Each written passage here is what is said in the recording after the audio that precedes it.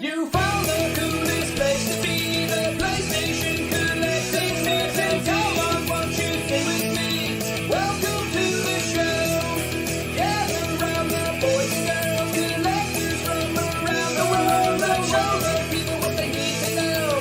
Welcome to the show. Gonna talk to guests, only got the best. Gonna put their knowledge to the test. Gonna laugh and eat, gonna live the dream. Gonna show you things you've never seen. Gonna sing the song to the break of dawn. Gonna rock this party all night long. So come on everybody, let me see you dance. Get yourself ready, you got one more chance. You found the coolest place to be, the PlayStation Collecting Season. Come on, won't you stay with me? Welcome to the show. Gather round the boys and girls, collectors from around the world. Let's show the people what they need to know. Welcome to the show. Welcome to the show. Welcome to the show. Welcome to the show.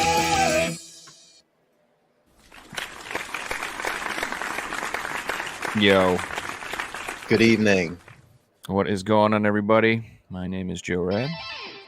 Welcome to the PlayStation Collectors Podcast, Season 4, Episode 10. Joining us this evening is our illustrious guest, Mr. D Street. How you doing, buddy? Doing great. Good to be back on as always. Good to have you back on. Reggie couldn't make it this evening. Busy working on videos for everybody, keeping the pickup train going for everybody. And then Figsy, he'll be along in a little bit. He's just running a little late down under. He said something about a wallaby and a Tasmanian devil. I don't know.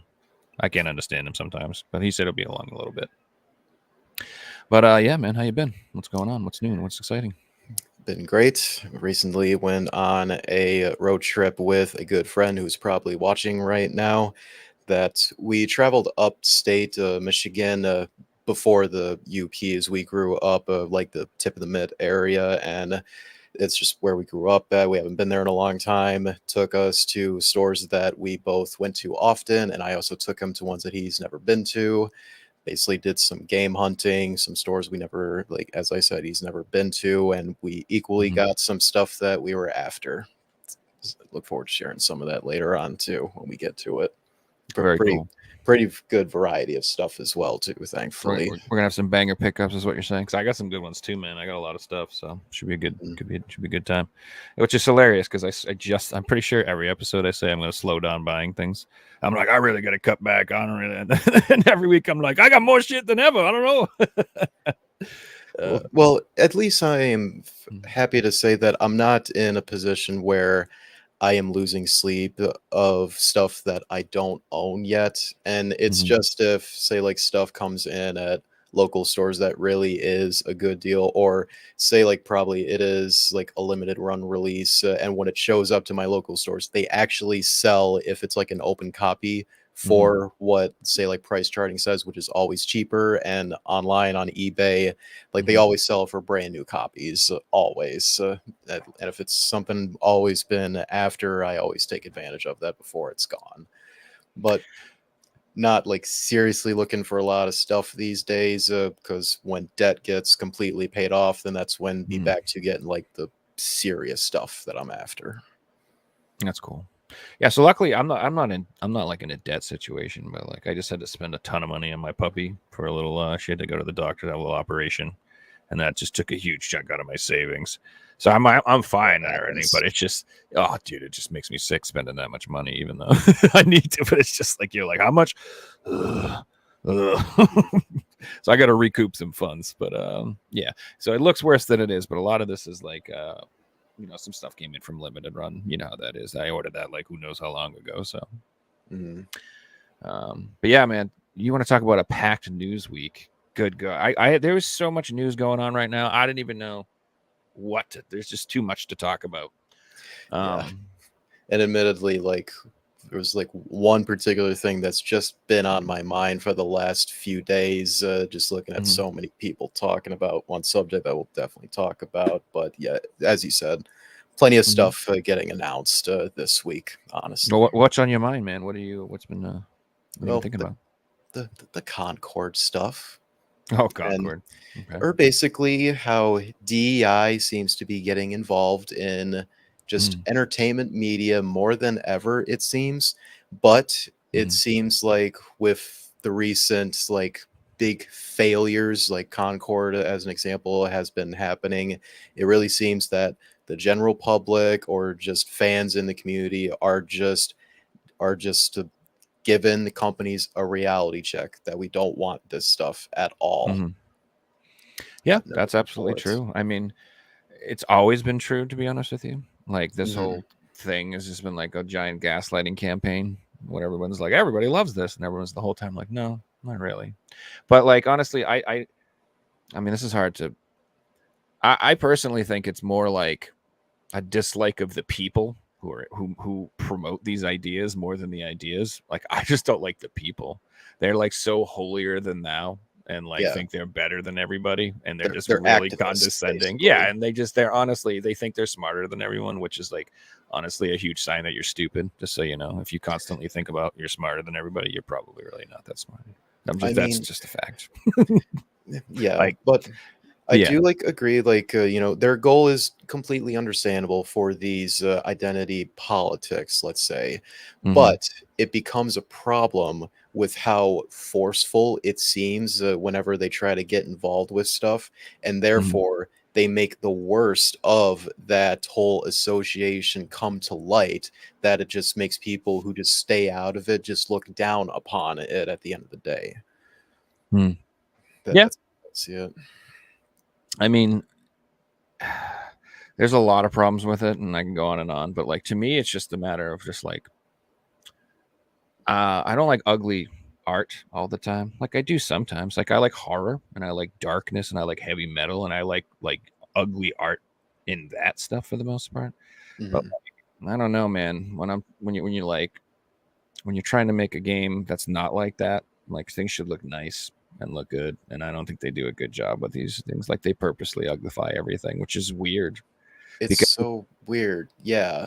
Who would want to play like the whole point of like role playing in a game is to like pretend you're someone else and then like pretend you're that person and kind of get into it. And like, why would you ever want to be uglier in a game? Yeah. Why do you want to play as a character that is, say, like a direct reflection of yourself? And if you think, you got problems and it's being reflected on that, I don't want to be reminded of my problems. Honestly, I want to, as you said, role play as a character that's probably like an idol, or I just really love that character in general. So it's great to engage it with it, and it also helps create a massive group of people that want to cosplay, and combine that, it just drives up a lot of merchandise sale for these companies in the long run. When I see like all of the whole roster in Concord, it's like these are just badly designed. They're so boring, bland. And they also do not fit well for like their actual gameplay style as well. A great comparison, like everyone has done, obviously, is Overwatch. Every single character in that game is very well designed and are super memorable. One thing to why that is of course like the cinematics that they released. Like they released plenty of them before Overwatch 1 even came out, but the personalities they showed off was very, very memorable, and even for the way they look, really reflects how they are for their gameplay style. Great example, I don't remember the name of it, but it's the one that is in like blue armor, and she is like flying and just rains missiles down from above. Pharah, yes, thank you. You just look at her design when she's fully kitted out. She clearly has like wings in the back. I don't mean to interrupt you, but Hey, whoa, there he is, Mr. Fixie. What's going on, guys? Well, the cat just dragged in. I have an excuse for being late today. I have a good excuse. All right, what was it? Let's hear it.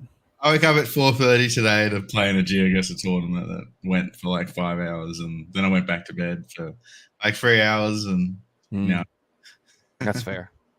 Yeah, is it winter over there? Because you are really dressed up for it, I can tell.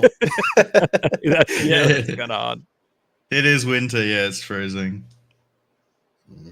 And I'm living where it's cold, and I've never experienced winter before, so it's like my first winter ever.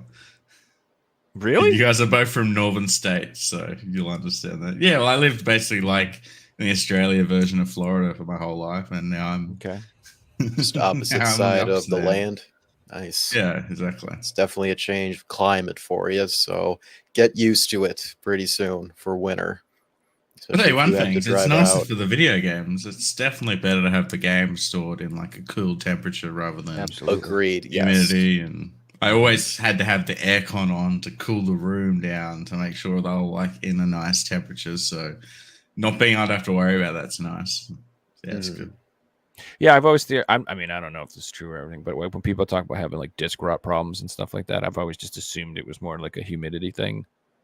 I'm assuming. Just keeping them in like extreme temperatures seems to really like make it happen faster. It seems, as I've seen videos of people like really purposely trying to get disc rot to happen, and it's really, if you really try and just keep it in like a really bad like environment, like leave it outside in the winter for months straight, or just out in like 90-degree weather, then that will make it happen faster. But I have seen disc rot, not on my games, but I've seen it on games that are like left out in the sun and things like that.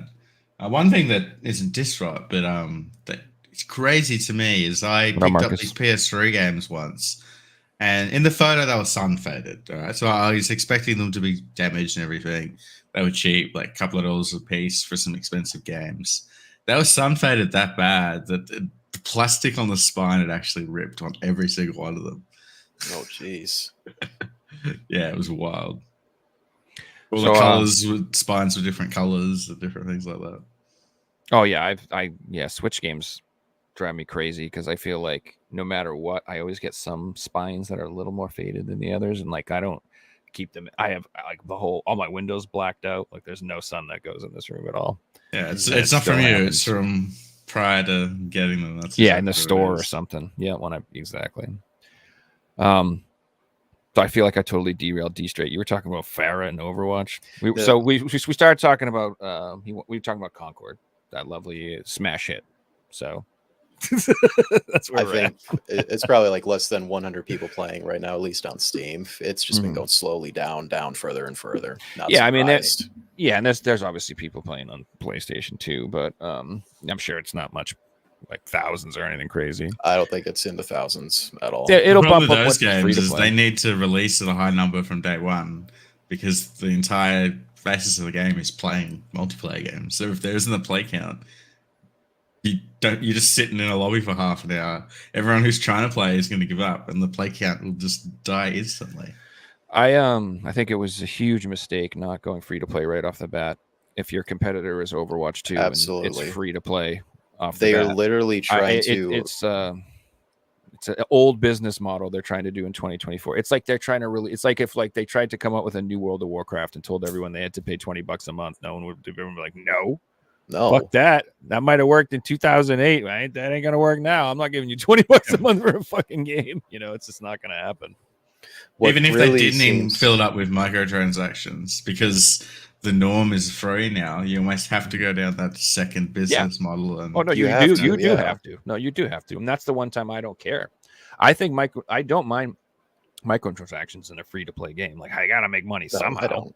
The other option is ads. Do you want ads? I don't want ads in between matches. You got to watch freaking Dunkin' Donuts commercials or something. I don't know. that feels more like when we're talking mobile gaming, when there'll be like a free version and a paid version. The paid version just removes all the ads and things like Yeah, that. it always removes the ads when you pay like $3-5 usually. That was like the norm for a lot of mobile games. Just the only like paid option they have was just that amount of money to get rid of the ads. That was it.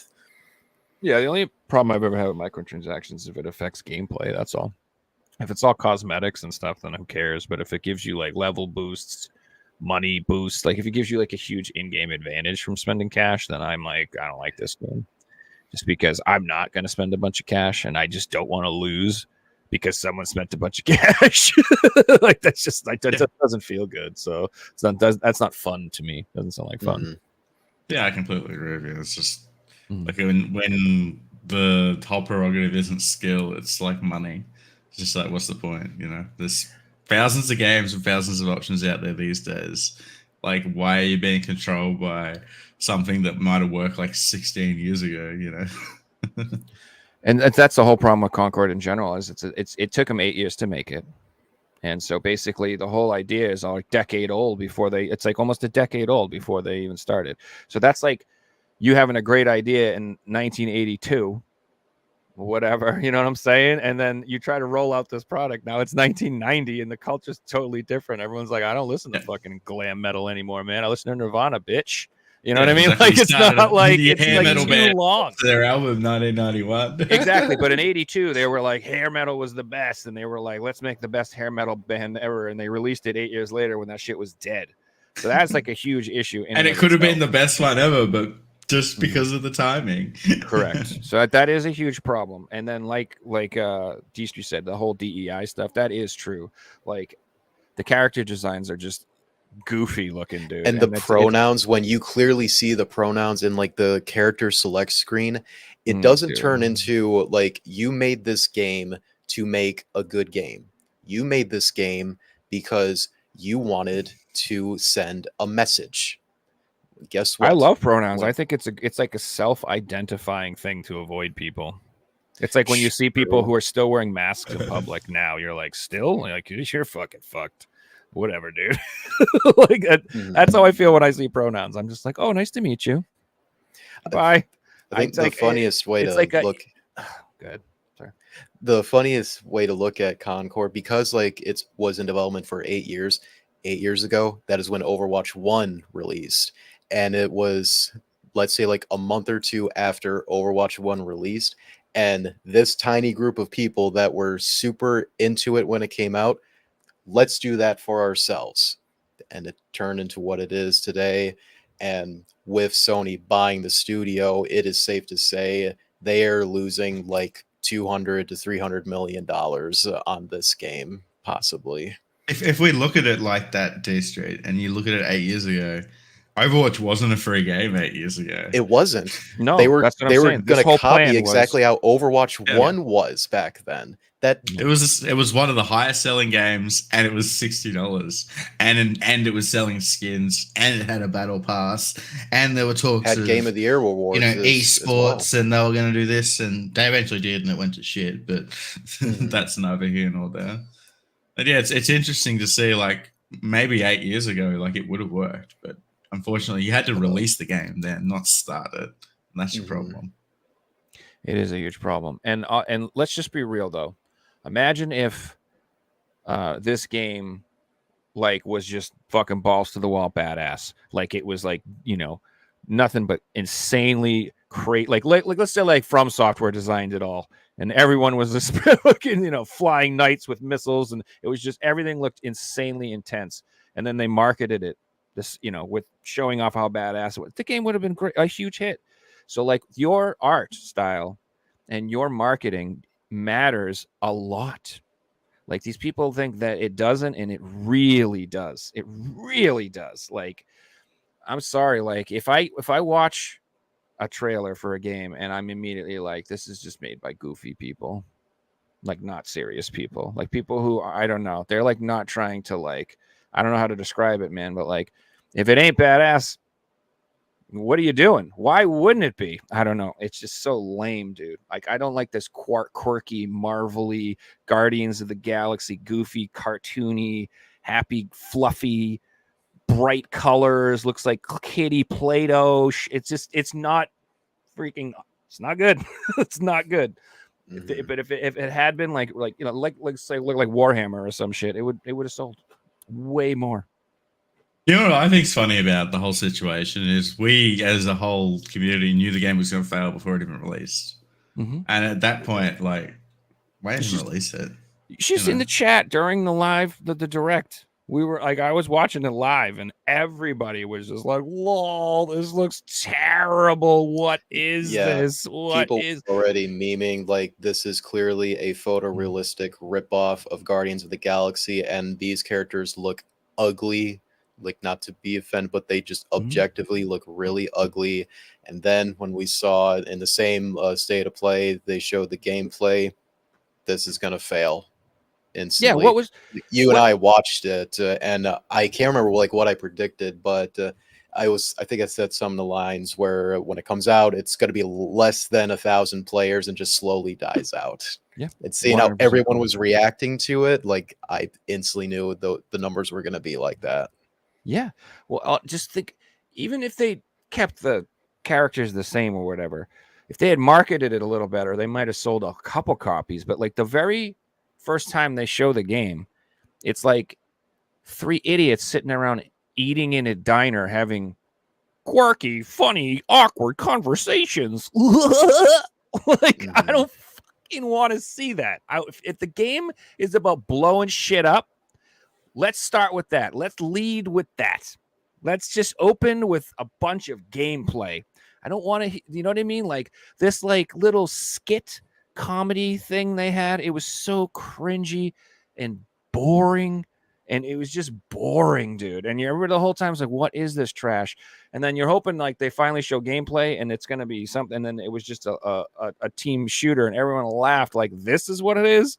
What the hell was that? What was this? What was that? Like the marketing was so bad, dude. Like that. I've got two things wrong. Shooters are serious games. Man. Like the people that play shooters play them and take them very seriously. And, Yeah. you know, like someone like Shroud should be the person advertising your shooter game.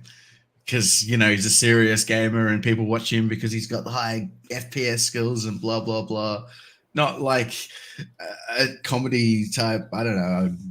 It just didn't hit the box like a Borderlands type game. Or Exactly. something. That's exactly what it was trying to be. That goofy, like, ooh, I'm like, I don't know. I'm over that.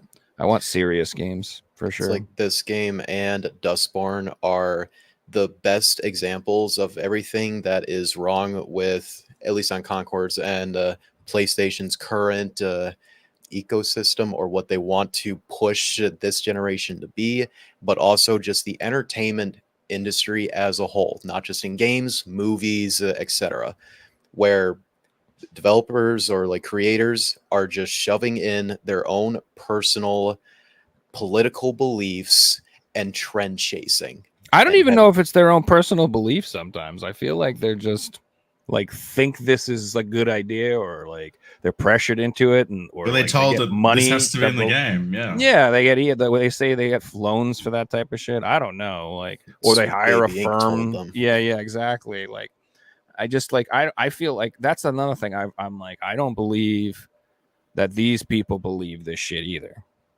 I think this is all like they're like that. You know, I know people throw the term grifter around a lot, but I think this is a grift. Like, I don't think any of these people believe any of this shit. They don't care about diversity, inclusion, equity. They're not nice people that are inclusive. They don't want anybody that's not like them around them at all. They always talk about how you can't be disrespectful to them, but they're the rudest people to everyone else. They have no respect for anyone else.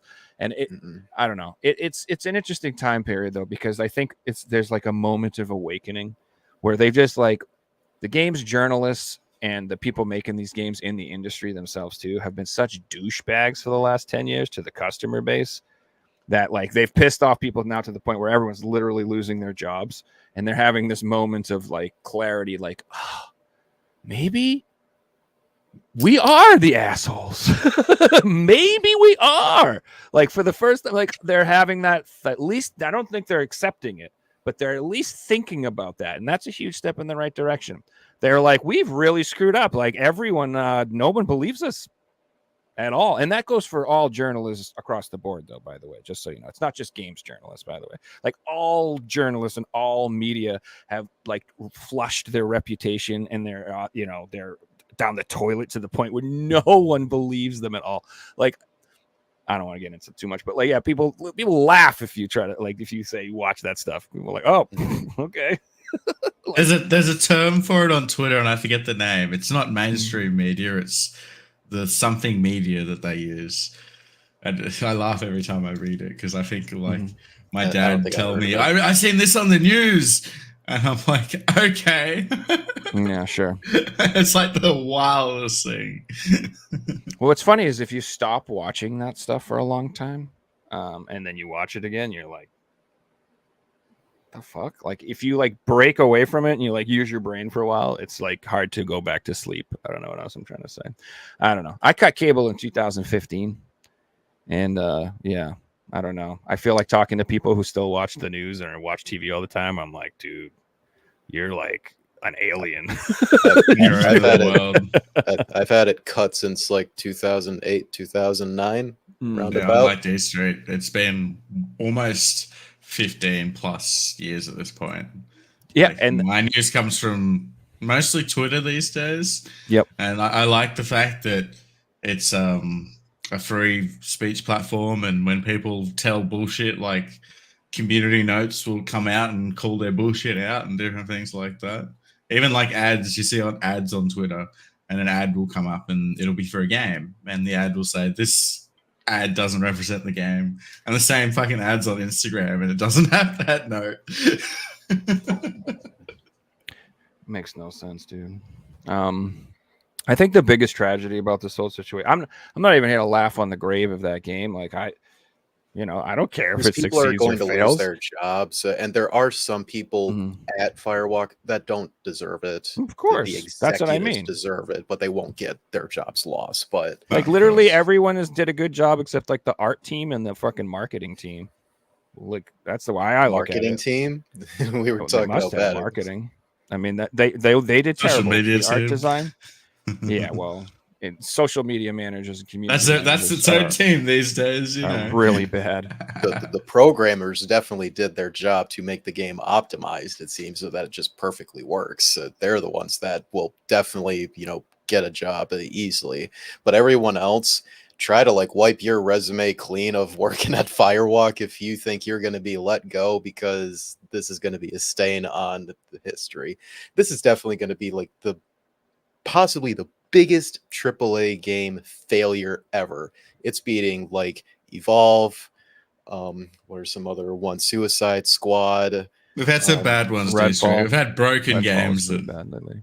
like Fallout 76's launch, Cyberpunk's launch. There were some bad ones. Yeah, but they sold were copies bad though. mechanically. They sold just for Concord. It just sold like just a few thousand, and player base just does not care, and the amount of money invested into it is definitely in the hundreds of millions. Hence You've why been combine making me that, think of this is probably the Battleborn. biggest There's failure. so many of them.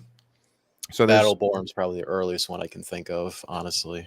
That was in terms of like this idea. Battleborn tried to copy them in 2017. Tried to copy Fortnite, and I think it was in my collection on the shelf as a $5 game, like 4 months after it came out.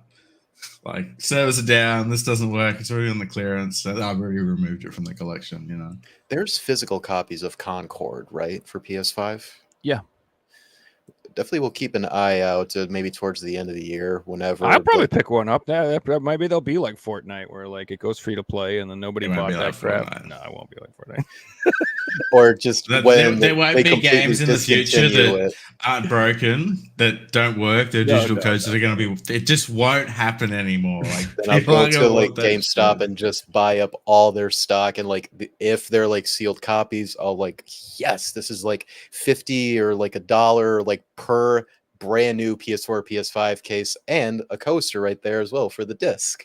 Yeah. This, That's so basically Drake all will it gladly is. sit on that and will be atop on a terrible mark in the industry.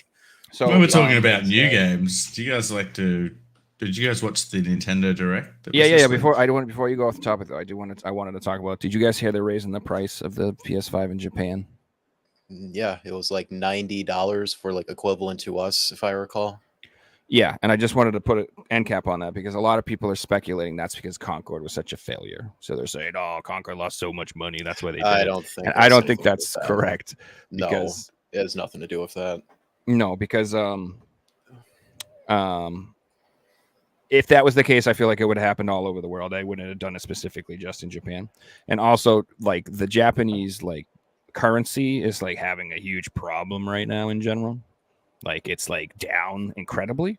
Like do you remember when the stock market crashed a couple weeks ago pretty badly. Yeah, and like, yeah, we I can heard fully that. get into it, but it's got to do with like Japan have had low interest rates for years, so all these other Correct. countries have been borrowing money from Japan. Well, I don't want to and get then into all suddenly that. shit hit the fan. Yeah.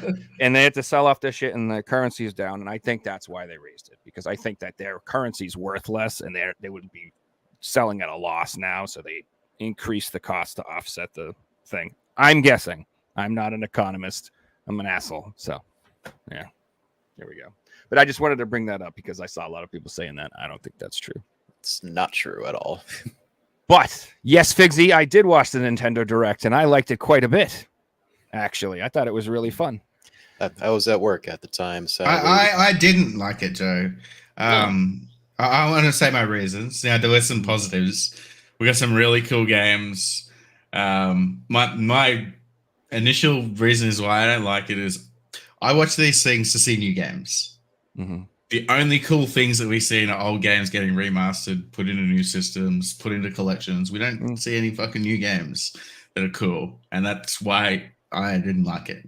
We're getting some really cool. We're getting, Trails of Cold Steel, Legends of which one? Trails We're in getting the a cool one of those. Trails in the We're Sky. getting cool Capcom collections. Like, we're getting some cool shit. But I didn't see any new games. And I wanted new games. No It's Silk just- Song still.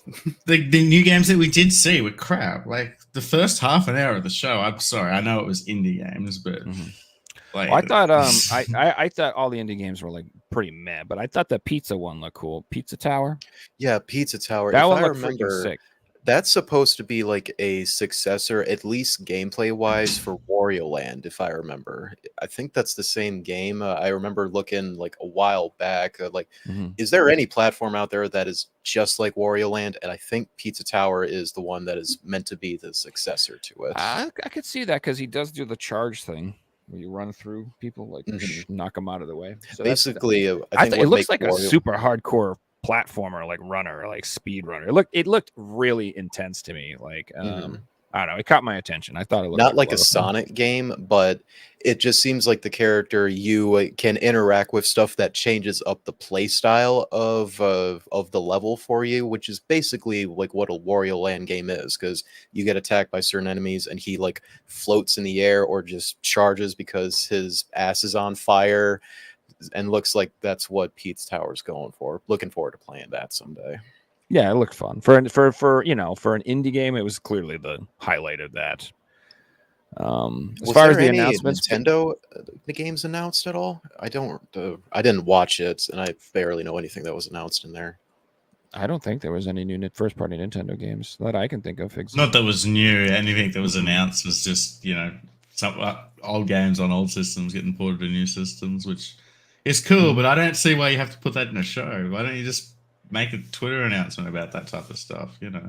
Just regular YouTube uploads on your own channel. You'll still get enough views for people to recognize it. If we go back 10 years ago, these shows used to just be AAA games.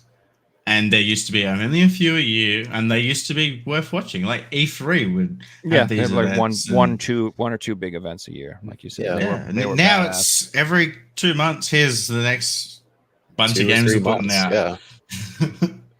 I mean, I probably had Here's big the new expectations Nintendo watching Direct. it, but It's all I like expected to see $2.99. one Mario or Pokemon or Zelda or something AAA or AA. Yeah, I no longer have expectations for these shows. Plus, I really have gotten the games that I would have dreamed of having back when I was younger. That would be like FF7 Remake Saga, the Resident Evil remakes, I guess Silent Hill 2 remake. That has been looking a little bit better, but still very cautious on it. So I don't have anything I'm dying to see at this moment. So I have like zero expectations for all of these live streams for directs and state of plays. I don't get excited when I own a game and I see it's getting ported to a new system. It's like when a PS3 game gets ported to the Switch. I'm like, so? What different experience are you really going to get playing on a PS3 to a Nintendo Switch? It's going to be very minor, if that. They need Lollipop Chainsaw, for example. Like, a limited run are doing. I can't get excited behind that because it's been out on PS3 for 12 years. Like, Mm. I don't want to spend retail full price because I don't. Obviously it's not going to be any cheaper on a game that I own multiple copies in the collection of. I don't understand the point. It's basically like a director's cut version of it where they just add in a bunch of like weapons or costumes, right? Presentation and graphics wise, they didn't seem to change much with it for what we've seen so far. Yeah, those at least they weren't like super expensive at least though. Like they were really reasonably priced. Like I got Shadows of the Dam too. I think it was like $25. It's $25 on limited Yeah, runs. Like that's what? killer. That's the Yeah. cheapest game, like physical game I've seen them ever put up on that list, and I thought it'd be $50. Great game. I love that It's an game. That's awesome cool because it's an game. expensive PS3 game. So if you don't own it, suddenly there's a cheaper way to buy it. Like, And if you know like the that- people that that's really made it, cool. it's really cool. Of all the development staff behind it. Let's see, Suda51 made it, and I think Shinji Mikami was also a developer for it as well. So those are two well-known developers that made that game, and I think it's probably Suda's best game he's ever made, personally, for what I've played so far. I thought it was so much fun, dude, and hilarious and just insane. Like that game was fucking crazy, dude. Some of the stuff that happened, I was Game like, that what really is deserves to happening? get ported to current platforms for sure. It was fun. Yeah, Yeah. people who didn't play it to experience it for the first time. I'd never My heard question of it to you until guys recently. is, if you guys do have games, are you looking at like buying it again, double dipping, or do you look at like if you've got the game on PS2 and you like your PS2 version and blah blah blah, you're looking at buying it again, etc. It depends on the game, really. If it's one that I adore a lot, then that's when I would double dip potentially. Or if like the new version, if there is enough improvements in it where it is just objectively in every way just the best version of it, then that's when I would get that. Yeah, I mean, I it's all about price for me, man. So like, if like I'll give you a perfect example is like Onimusha 1. Like I'm on PS2, and there's nothing wrong with that game. And it came out on PS4, and it was like mildly, I don't even know if it was, they didn't add anything to it. It was like, maybe HD patched or something. Mhm. And but it was like on sale for like $15-20, and I was like, hell yeah, I want it for that price. Like it's all about price for me. Like because now it's convenience. But I also have OCD, so it's like irritates me that they don't have 2-3 Dawn, whatever this Dawn or whatever the hell that one's called, the last one there. So I'm like, I'm not selling my PS2 ones either way. Like I am keeping them all together. You know what I'm saying? So it's like, I mean, if you have like all of them, they're lined up on the shelf. They look really nice. It's almost like they knew in the future, like, hey, we're gonna make the spines look like this for our next 2 or 3 games.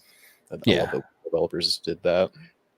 I mean, But, feel like for me, it comes down to the age of the systems. Like, I mean, I'm obviously a PS3 fan, but for me, the PS3 game is still a modern game. Blu-ray still looks great. Like, if it's a PS1 game, I'm rebuying it. If it's a game like Demon Souls where they like completely revamp the game, I'll rebuy it. But like, if it's a game on PS3 that's getting redone, and I've obviously own it because I get every PS3 game, I don't see the point in rebuying it. Like, well, so Trails of Cold Steel, Legends of Heroes 1 and 2. I have them both on PS3. There's no difference to the PS4 version. There really isn't. It's just quality of life features is all they put in the PS4 version. And they're expensive games, Sorry, Joe. No, it's all good. I do like buying the collections though, like Mario said, like the Mega Man collections, stuff like that. Well, Mega Man Legends. I like collections for sure. I like when they collections are awesome. Collection packs are great. Yeah. Speaking of, back to the Direct, the Capcom Fighting Collection 2 is fucking insane. I saw they put Power Stone in there. Yeah, dude. So of all the things in the Direct that made me say, holy shit, that was the one that made me say, that is Marvel shit, vs. Capcom 2, right? Capcom versus SNK, I think, is in that one. I thought I seen it pop up on the screen during the thing. I'd have to even look at. Well, let me check a look. See, I mean, if Marvel vs. Capcom 2 is in there, well, so many people will be happy. Just that is in there and is reason enough for them to buy it potentially. Probably the same for Power Stone, but I've never played Power Stone, nor have I heard of it till like a few years ago. Is that basically like a Smash Bros type game. I never seen it before. So. It's an arena. It's an arena fighter. So it's like you're in like a 3D space, and you run around beating the shit out of people, and then there's all sorts of power ups and stuff that you can pick up. It's so fun, dude.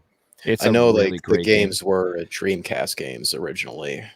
Yeah, so it's yeah, let me just share my screen. How about that? I can do that. Okay, we got fighting collection. All right. So We're we in a game got shop. what's that? We're in a game shop. Hell yeah, we're in GameStop. That's what we'll get to that too. There's so much news, Figsy, bro. This could be like a 10-hour show. There's so much shit to talk about. Anyway, Capcom versus SNK. I'm glad my brain still works. It's like I'm pretty sure that's what it was. Part 2, Fighting Evolution, which is like that was like a budget PS2 game. I've never played that. Street Fighter Alpha 3 Upper, one of the 33,000 versions of Street Fighter Alpha. Power Stone 1 and 2, which is fucking amazing, and then Project Justice and Plasma Sword, which I don't know these games, but I've heard they're great. But dude, if you look at the dollar value of how much all of these games cost, if you wanted to buy them, it's insane, dude. How much all this shit would be. This would be like over $1,000 probably, I'm guessing, to get all these, depending on what system you pick out. So it just blows me away that that's going to all be on one collection, and it's going to have the rollback net code, whatever the hell they call it, and it's all going to have online services. That's a requirement these days for fighting games. Awesome. Rollback. That game alone is going to make me buy a PSN a year worth of online again just to play that. Seriously, 100%. I'll get that just to play Power Stone with people. So everybody, I did see the Castlevania Advanced Collection, or the Game Boy collection that we're getting. DS games. That's pretty cool. Yeah, I just see that Limited Run are doing cover variants again. With a redone version of Haunted Castle, the arcade Castlevania game that is really rough to play. Yeah, that game's so hard, dude. No, I don't have them on the DS, so I'm excited to add that to the collection. You know, if I did have them, I probably wouldn't rebuy it. That's sort of the way I'm seeing collecting now. And you know, like, I don't want to own 10 copies of one game. I'd rather own 10 games. And I'm sure most of those Castlevania games in that DS collection, they're like close to like $100 at this point. I know Order of Elsius, I think that's how you say it. Ecclesiastes. It's a weird name. I think that was the last Castlevania game we got that was like Metroidvania style back then, but that one is close to like $100. I used to have a copy of it, but it was missing the manual, and I sold it off, unfortunately. But I got it for like $20 at a local store back then, when the price was like $70 or $80 at the time. Nice. So my big what the fuck with that collection is, if you notice, there's no PS4 version, and that makes me sad in my pants. So they have the Switch, Switch, Xbox PS5, One, and Xbox. You're right. I did look at that, and I'm like, which version do I get? The PS5 or the Switch? Yeah, Xbox I don't really collect doesn't have the other PS5 ones either. So I'm having the same trouble, Figsy. I'm like, I don't know. Should I get these on the Switch? Because I have this shit. So I asked on, Twitter or whatever, if they were going to do it, and they didn't respond. But somebody did point out that as of right now, there's no PS4 digital version. I was going to ask you that. Yeah. So that's why there's like no PS4 version, and I just feel like there's not going to be, unless this comes to retail later, which it totally could. I mean, this is like a huge popular game. I mean, it could possibly come to retail. I don't know, but maybe down the line it gets a PS4, but it's looking kind of unlikely. And I have like every Castlevania game on PS4, bro. I know, like, me too. Not the variants, but I have so many, and it's just such a sad thing. Because then it's like, now I have to split them up. It's like I'm gonna have the Castlevania. You got a full PS4, and then what? I'm gonna have a couple Castlevanias over here. Now what the fuck? You don't understand what this does to my brain. You guys don't, and just like you guys do probably, but like that type of shit keeps me up at night. So like, I don't know, man. I don't know what to do. I think maybe I'll just get the Switch one, because there was the one game I actually double dipped on. I have all the Switch versions of the Castlevania games except the Advanced Collection, so I might like. I don't know. I don't think I'll double dip on that. Personally, I only care about the PlayStation versions. If I get them on the Switch, it's just going to be digitally, honestly. very selective with what I pick up physically on the Switch, and Castlevania is not one of them, sadly. But as long as I have PlayStation versions of Castlevania games, that's all I care personally. Mario says, I think it will come out on PS4 holidays to get people to buy it twice because Capcom. That's cool. Yeah, probably. I also heard Capcom censoring boobies again in the new fighting compilation or something. You know, because a fighting game that came out 30 years ago that a bunch of old men are going to want to play can't look at boobs. It's just like this is the game literally the target audience is for 35 to 45-year-olds and they're like, now gentlemen, no titties. It's like, what? Dude, this isn't a Teletubbies game. Who are you marketing to? What are you doing? It's coming out on the Nintendo Switch. Yeah, but at the same time, there are some crazy games on the Switch, actually. If Concord came out and they were like they just had like giant dicks on their foreheads, they'd be like, that's the most beautiful thing we've ever seen. Great job. That's just amazing. We're rocketing into the future. But you guys can't look at boobs. Turn that boob jiggle down and make her butt smaller. It's like, what? And I feel so awkward being like arguing against it. Because it's like, I'm not like, oh man, I need to have big titties in my games. It's not really important to me. But it's just such a weird thing to censor. I'll never understand it. How like you can buy games where you could rip people's spines out and smash them, like the most violent, crazy shit you've ever seen. They're like, yeah, that's cool. Oh, dude, cover her up a little. It's like, what the fuck? It's so, it just doesn't make sense to me. I don't know. Call me crazy. What else was announced at the Direct? So the other one for me, that was there was tons more. I don't remember all of them, but I was super excited about the Trails remake. I was really excited about that. Same. I'm Are really we excited getting all for the that. PSP games, or are we just getting the one at this point? They just remade the one, as far as I know. You know, technically, this is the third time Trails in the Sky, or really second time, it's getting a remake. Because did you know that Trails in the Sky, second chapter, and the final one, they do have, like, they're essentially like remakes on the Vita in Japan only. Did you know that? We didn't get the we got Trails on the PSP. So the first, it started off with Legend of Heroes. Isn't that the actual like first part of that? First we had Legend of Heroes 1, 2, and 3. Yeah, just Legend of Heroes on the PSP, and then we got Trails in on the Sky on the PSP. Only the first one in the West, I thought, right? We did get the second chapter, the second game, but it was digital only for the PSP for us.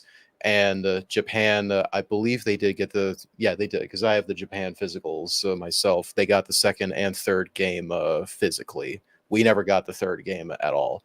And then Vita came out. They did like across like a remaster of like updated graphics of both three games, and they did get physical releases. There is fan translations for both three games, so you can play them on modded Vitas, thankfully, which I definitely want to play them that way before the remake of the first game, whenever that comes out next year. Speed Killer said The Legend of Heroes Trails in the Sky. The third is only on PC in the West, which is interesting. Well, let's hope. I mean, they're a lot more popular than they were when they first came out. So let's hope with that that they will get a physical release down the line. I'm hyped for it. I mean, dude, I feel like we're getting a Trails game every 4 hours. We'll definitely get them. You kidding me? Literally, I got Trails Through Daybreak arrived in the mail, and fucking Trails Through Daybreak 2 went up for pre-order the same fucking day. I'm serious. I got Trails in the mail, Trails Through Daybreak, and the same day I looked and it was like pre-order Trails 2. I'm like, I know, right? Jeez, man, give me a minute. They're all quality JRPGs, though. I know. Thankfully, they're turning into like the Atelier series. I'm like, oh yeah, I've almost got all of those. I've got like 10 of them. Still missing one or two. There's a new one. This is going to be another one of those situations though where I have them all on PS4, and they'll come out with like the Trails. This first one they'll do PS4, but then the two that come out after won't be, and I'll be like, it'll be just PS5, Xbox One, Yeah, man. Switch.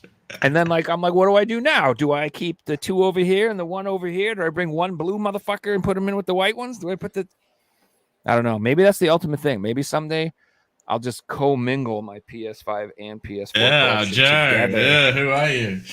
I don't know. I'm saying this is what do we do? What do we do? I don't know. It's none of it works. None of it works. Is what it is. You just gotta collect what's out there. Dude, I told you that like I had games that like I couldn't decide whether I wanted to put them in my like horror collection or my VR collection. So I bought 2 copies just so I'd have one in each spot. Dude, I've done that. I'm crazy, okay? You No, guys I've certainly done that as well. There was a point where I was when I first started collecting and I wanted a big collection. So every time I got like a slipcover or a collector's edition, I would pull the game out and put it on the shelf and also have the collector's edition there. And then if I like found the game again, I would just like put it back in the collector's edition and leave one on the shelf and then have 2 versions. And then like fast forward 10 years, I'm going through my collection. I'm like, why have I got 2 of these? Why have I got 2 of these? Why are there 2 of these? Oh, there's 3 of these ones.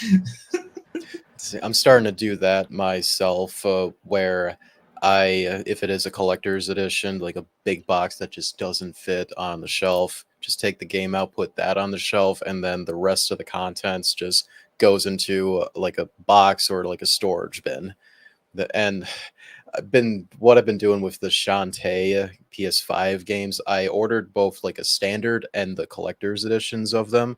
I do open up one of the copies and I open up the collector's edition, but I keep one of the games sealed, put that in the collector's edition, and then stored them away in the whatever storage bin. So yeah, I can unrelate. Been doing that lately. That's what I love these stories. They make me feel so normal. Thank you. Or I have gotten to a point now where I had to put entire collections in cardboard boxes recently because I have run out of shelf space lately. So far, Oh, that's time to sell, buddy. What do you got? Yeah, see, I make a real D Street. If it's not on display, it's on eBay. Oh, I like it's that. all stuff that I want to keep, though, sadly. So the collections that are put away right now is PS1, my handheld. Oh, yeah, you gotta get rid of that. games, You gotta get rid of that Definitely not. PS1. No. You gotta get rid of that. That's just taking up the space. PSP Collecting collection, dust.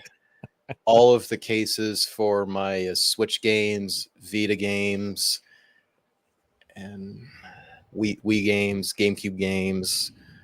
Basically stuff where if I have made backups of them on my PC and I put them on SD cards and I play them on my modded systems, all that stuff is in the storage, and the stuff that is on my shelves is stuff I need the discs in order to play them. So PS5, PS4, PS2's here, but I love looking at the spines of PS2 games. Xbox stuff is here, and cartridge-based stuff is here. In fact, for all of my handheld games, every single one is in like a Walmart bag right now in the basement, and pretty soon I will be ordering on Amazon probably like a lot of these big cases where you can just like fit all the games in there. Same for the Switch as well too, so that way I can have that readily around here, so they're not just sitting in a Walmart bag in the basement, because that bag's probably like $5,000 alone in there right now. Of loose cards. Hurts me. I feel It's like in a part storage of the bin, so joy they're of completely collection protected.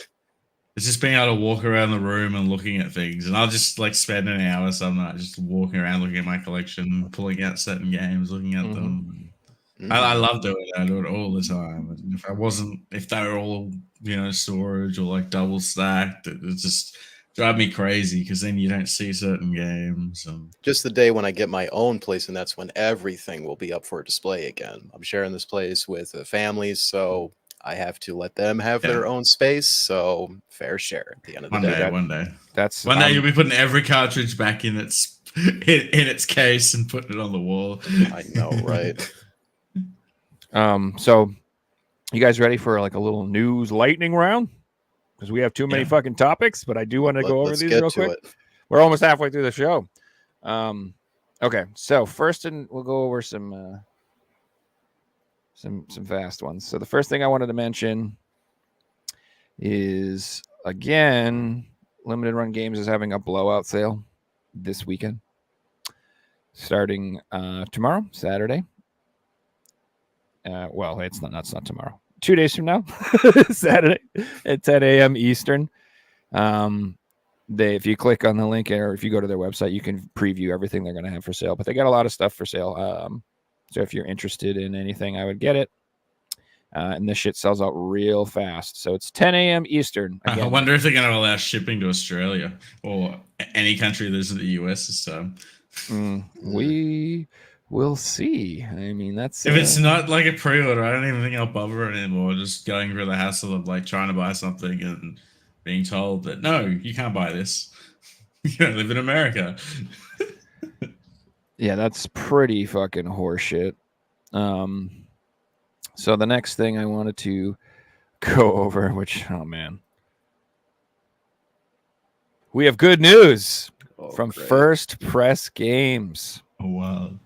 The shipping of our Right back to this. collector's editions has started, guys. We have decided to split it up due to the large amount of versions. Yeah, that's why. It's probably because they could only make these 8. Our blog has been updated, and subscribers to our newsletter got one too. More updates to come very soon. So supposedly, I think this is their Famicom games is the first batch that they're doing.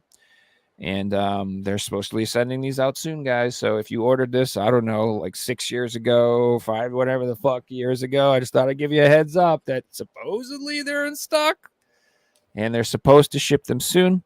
And they did say something about on their blog or whatever that like people who did pre-order them are going to get like an extra special fucking bonus cookie or whatever the hell. Some super secret special surprise or something. Now, does that mean I think everyone should go out and start ordering these? No. I don't think that at all. I would just make sure that fucking you wait till they actually start shipping. But in theory, they're supposed to start shipping in the next like month or so. So I thought that was exciting. And hopefully they do start shipping them. Hopefully they start making all the ones for the Switch and the PS4. And hopefully they actually start shipping games again. That would make me happy. Never once ordered anything from them, and honestly, the only thing I care currently to buy from them would just be Chained Echoes. But I'll wait out until those are actually out in the wild for me to buy it. Ain't pre-ordering anything from them ever. I wouldn't pre-order anything from them ever at all. So I want Chained Echoes as well, and then I ordered a shmup from them, like 1,000. It's called Neko Navy, which I know you're like a flying cat, some shit. It's not, it ain't like some game I'm dying to play or whatever, but it's just one of those like shmups are not like that for me at all. What It's like the shmups to me is the one genre of game that I see like the older titles. Mm-hmm. Why on God's gray earth are these games like $500+? These are not like RPGs or horror games where I'll be thinking about these games like years to come. They don't vary enough in gameplay for me compared to other genres. No shmup is ever the same. I'm fully aware of that. So therefore, shmups personally, if I'm able to buy it, say like modern platforms, it's digitally. I don't care about buying physical modern shmup games. That's just me. I don't want to spend more than like $10 or $20 for a shmup. That's just me at the end of the day. I really like the games, but it's not on my must play list compared to lots of other games. I feel like if you're gonna like really be into shmups, you have to kind of in a way be like sort of a masochist. Like you honestly have to enjoy suffering, because the joy of a shmup is so the whole point of playing shmups is trying to get the one credit clear, trying to beat the whole game on one continue. And they're almost always really hard, no matter what. And none of them, like very rarely, if it's a good shmup, like you're not going to beat it the first week you try at least. And like the real hard ones, you could practice for fucking God, dude. There's some that I've been playing for years and I haven't beat them. And I don't think I'm going to.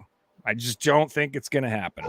Like maybe, but that's the thing. Like It's all about that dopamine, that rush you get when you do actually win. So it's very similar to like Dark Souls or something like that. Like if you don't enjoy like an agonizing, challenging experience, then they're probably not going to be for you. But if you're like into that, if you're like into discipline and getting better and the practice of it, then it's a fun. It's very similar to rhythm games. Like rhythm games, I could see that. you start out and they're kind of fun, but whatever. But they're not really fun until you put them on like the super expert mode and you're trying to get like a perfect score. Once you like really try to like bring it to that level, that the game becomes like so stimulating. And that's the thing. Like a lot of games, like there's like at moments of action, moments of downtime, story cutscenes, doing this, doing that, fights, not fights, shops, whatever. There's also shmups. They're just like pure crack adrenaline. That's what I like about them. They're just like, go, fuck, oh my god, the whole time you're just like on the edge of your seat, like, holy shit, that's too many bullets. Like Music is pretty so awesome in these games. Too. Yeah, and it takes my brain and it pushes it to the capacity for focus. I have to just be like, my girlfriend, she calls me, she's like, I hate when you play those games because like you don't even hear me when I'm talking, and I don't. I'm just like, and if she does, I'm like, go away. Like this is the best I've ever done. Shut up. Just like I can. And just saying shut up might lose your concentration because you had to say that and figure out something else. The last time I had to be like that, just be like in pure focus mode. If someone just distracts me and I look over there, you could die and be like, oh, you just ruined the run. Right, exactly. My dog loves to kill me. I had that moment where I'm just hyper focused on the game was with Dark Souls 2, Scholar of the First Sin, when I first fought Sir Alone. I think that's how you would say his name. He was a super secret boss in the DLC, and he is like a boss that belongs in like Dark Souls 3 or Bloodborne. So he is really fast. Yeah. And I had to actually turn off the music, put on headphones, and just be so focused and listen for those cues. And man, it was such a good fight when I finally fought him. I think it was like the 6th attempt I got him. But man, I loved that fight. It was way too good. That was one of the few bosses that after I beat the boss, I let out a scream of like just like all the frustration from like the last 20 attempts of failing all just let out right there. That's the greatest feeling though. You feel like, I don't know, a winner, son. Are you winning, son? That's how you feel. And I love the sound effects of his attacks too, because I get my body in the rhythm with the sounds that he makes too, because it just helps me with my inputs too.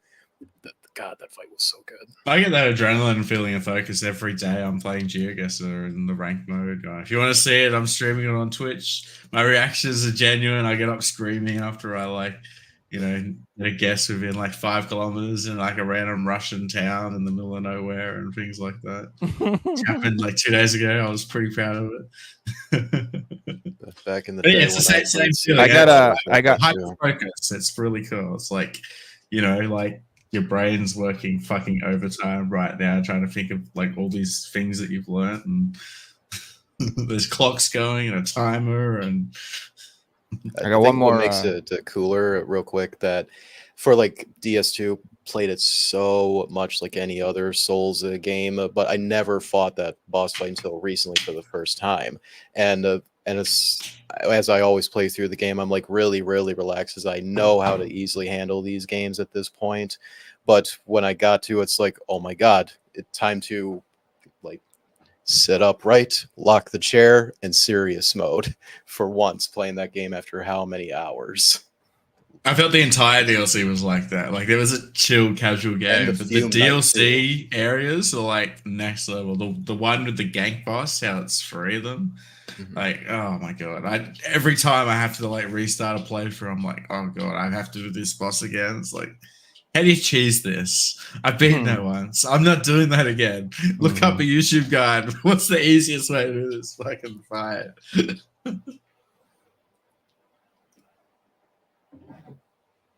Joe, you're muted right now. Oh, I still can't hear you. How about now? Motherfucking Yeah, I stupid got piece you. of shit. It works now. All right. Anyway, I don't know if you guys saw this. I did. So this was exciting. The limitedRares.com, limited rare games, everybody's favorite. They have a new game coming out called Red. Well, you say it, Redillum. I don't know. So I think this. Radulum. I'm not even sure what's going on with these cover variants. I think this is going to be like the standard release. Like, you know how they have like multiple covers. I think this will be like the regular one. But then this is freaking cool. They partnered with Wata Games. Which is And awesome. it is really awesome. And so they're randomly going to be sending out graded copies.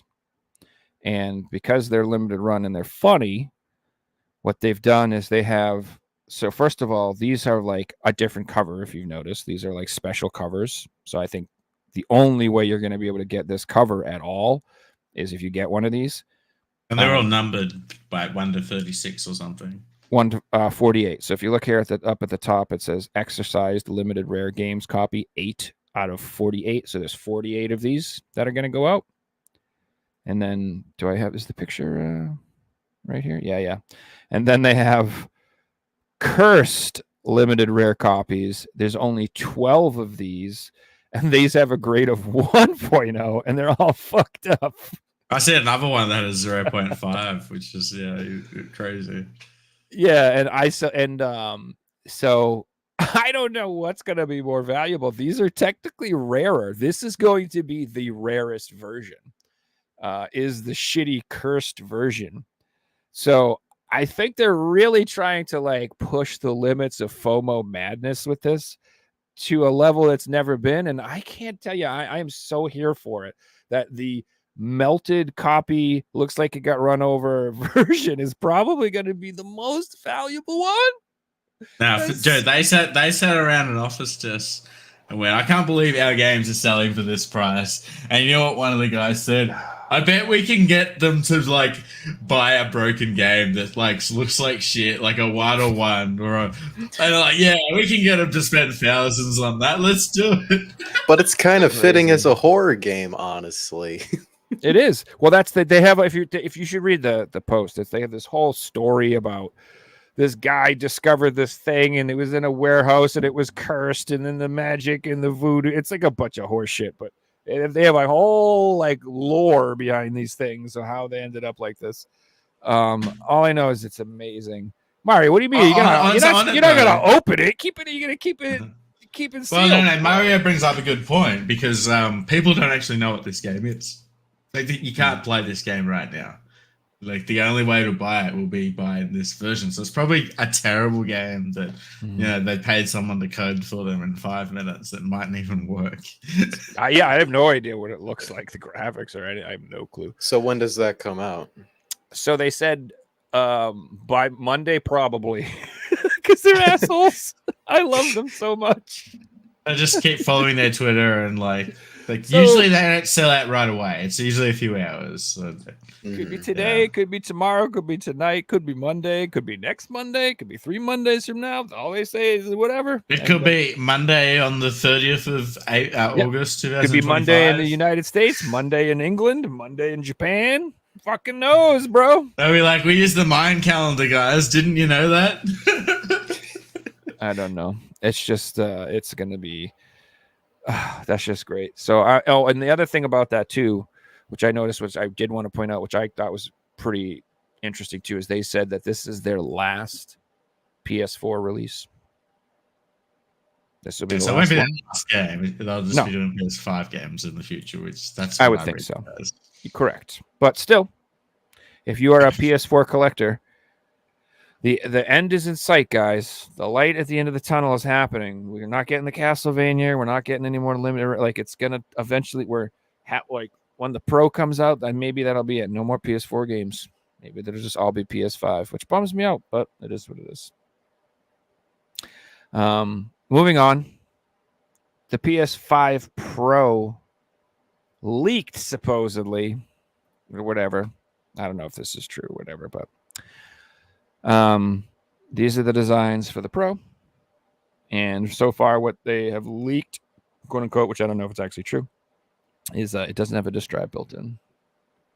So this is either a digital only PS5 Pro, or they're going to do 2 versions like they originally did. But everyone's speculating it's going to be another detachable disk drive situation. Have you seen the price of that detachable disk drive? $80. $80, something like that. Yep. Yeah. I seen it in Europe. It was like 100 euros or something, which is crazy. And it'll probably go up. Who even know? So a lot of people are speculating that the base model is going to be around $600, and then with the hard drive, you're looking at least another $80 plus shipping. So this could be over $700 to get the PS5 Pro. And don't forget, they'll probably charge you $30 for a cool little stand to put it on, huh? Yeah, so it could stand up. Maybe they could do that. Oh, you know, it'd be cool too. Maybe we could charge like $25 for the power cable and not include that. That would be cool. Maybe they could do that too. Fucking assholes. A genuine question, like why should we upgrade at this point? Like right now, I don't feel like I'm playing any games that are struggling on my PS5 or anything. Not at like all. that. Not even Performance close. modes just keep it at 60 FPS, and that is the bare minimum I ask for personally at playing on consoles. Okay, that's one thing. A few games where you have to pick between performance or frames. Hopefully, the system does both, right? Is that the expectation? That we're not going to have to like substitute frames for performance and vice versa. I mean, I've heard that has a lot to do with the developers, how they design their game too. I mean, some games like won't run at 60 FPS no matter what, because the developer is just going to, you know, focus too much on the graphic end of things and make it too ridiculous. But who knows? I mean, it's really going to come down to how well does GTA 6 play on the old PS5. Yeah, honestly. Yeah. Yeah. If that plays fine on the old PS5, then who the fuck wants this thing? Slims will sell way more still. Yeah. I just don't see that's just really expensive. And I doubt it's, then it's not they're not going to introduce like more backwards compatibility or anything like that. It'll be the same as the other one. And it'll have less future proofing on it. So I know people don't care about the internet connection with the hard drive issue, but if you want to like sell your console to somebody down the road and the servers aren't up anymore, like in 40 years or whatever, like, are you even going to be able to freaking register your disk drive again? Like, I don't know how that's going to work. So it's not a real issue that's going to like stop. I feel like there'll be a workaround at that point. Like you'll have a I'd hope USB so. you plug in. Modders that probably will will go find a around way. Yeah. I feel like I'll be dead by the time that's a problem. So I'm not really that worried about that. But that is a thing that people are concerned about. So, but yeah, I just thought I'd point that out that, really expensive. Now this pissed me off because when I saw this, I was like, oh, this is what I actually fucking want. I want a black one, first of all, not a white one. I don't want a white console. And now looking at the photos, the leak one looks real. That one doesn't look real. No, of course it doesn't, because this looks cool and good. Sony wouldn't make something cool and good. They'd make this piece of shit. Although this one has that fucking stand. Stupid thing. It would be really interesting if, let's say, GTA 5 doesn't really run well on the PS5, which I don't see happening. I assume they'll make it to work on the PS5, the Xbox Series S, the Xbox Series X, whatever. But let's assume that it doesn't. Sony are going to have a very, very, very demand and supply problem for a few years if that's the case. There's a massive chunk of people that's still holding on to their PS4s or Xbones, and they're just waiting for GTA 6 to drop, and that is when they buy the current systems. There's definitely it'll be the same for sizable portion PC like that. market. Like there'll be a certain graphics card that won't be able to play it. The next graphics card up will be able to play it, and there'll be a massive price disparity between the two, just because of how big this game's going to be. Mm-hmm. So my plan is actually, I can't wait for this thing to come out because I'm hoping a lot of people will upgrade and sell their original disk drive system. They'll be like, I don't want this anymore. Why would I need 2 of these? I'm gonna buy a bunch of them, dude. The original PS5 with the disk system built into it. I'm gonna get like I'm gonna seriously try to get like 5 or 6 of them fuckers. because I have like all the colored plates first of all, and I think it would be super cool to like set them all up with all the different colors. And I got all the colored controllers. Come on, man, you wouldn't? How cool would that be if I had them? You can get them for like $150 a pop. Yeah, That's that'd what I'm be saying. cool. I'm gonna $200 tops. I'm gonna lowball them. Marketplace. You want the cash? You want that cash, son? I'll do it. I'll Well, get Joe, those I've got things. the same goal, but for PS4s. And I'm trying to get PS4s for $50 each because I've got 10 empty PS4 boxes that I bought when I was working at the pawn shop for like $5 a pop with the intentions of buying consoles later down the line and then either flipping or just having complete consoles. Like, they get the serial numbers that match up, but I personally don't care about that. Unless I don't a care about amount of that. people. There are people that do, but Mhm. selling things online, I think I've had one person ever like care about the serial numbers and things like that. So Yeah, and then you better ask before you you better say something. But yeah, that's my plan for those. All right, we got one more big news topic before we do pickups. Did you guys notice we're in a game store? did. Did you notice what kind of game store we're in? It looks like EV Games. Yeah, GameStop. A prison one, basically. So the big news in the game sphere and on Twitter and everywhere is that GameStop has officially announced they are back in the retro business, and they are selling retro games again. And what they've done is they have designated certain stores as retro stores. And what that means is they're either going to be an actual full-on retro store where it's all retro stuff, which I haven't seen that yet, or they're going to have a small like retro section in their store, like a little like section of shelves with retro stuff on it. Yeah, But can I cut you off for a second? Didn't GameStop do this a few years ago? Like they tested it. They tested did it a while ago, Mhm. but it only stuck around for like a year and a half, I think. Something like that. Yeah, I'm pretty sure they tested it and stopped it, but they're doing it for real now, and now they're rolling it up for real. And they call it, they have like a whole marketing campaign, like GameStop Retro, and yeah, and also even if they're not like a retro theme store, you can sell your games to them. So you could go to any GameStop to sell retro games. No, that's the problem. Mhm. Instantly, I that's the problem. So the biggest problem with this is if you're going to do that, the stores that become retro stores, you have to hire people that know what you're doing. Because if you don't, you're just going to get flooded with fake games. The first time they did this, I was sitting there watching YouTube videos going, buying fake Pokemon games from GameStop. Let's see how many are real. And it would be like 1 out of every 50 copies is real. Yeah. People are going to abuse it. They'll shut the system down because they'll have 90% returns, all these fake games. And if they're going to sell to regular shops, they're going to be selling to 17, 18-year-olds who don't even fucking know what a Game Boy was.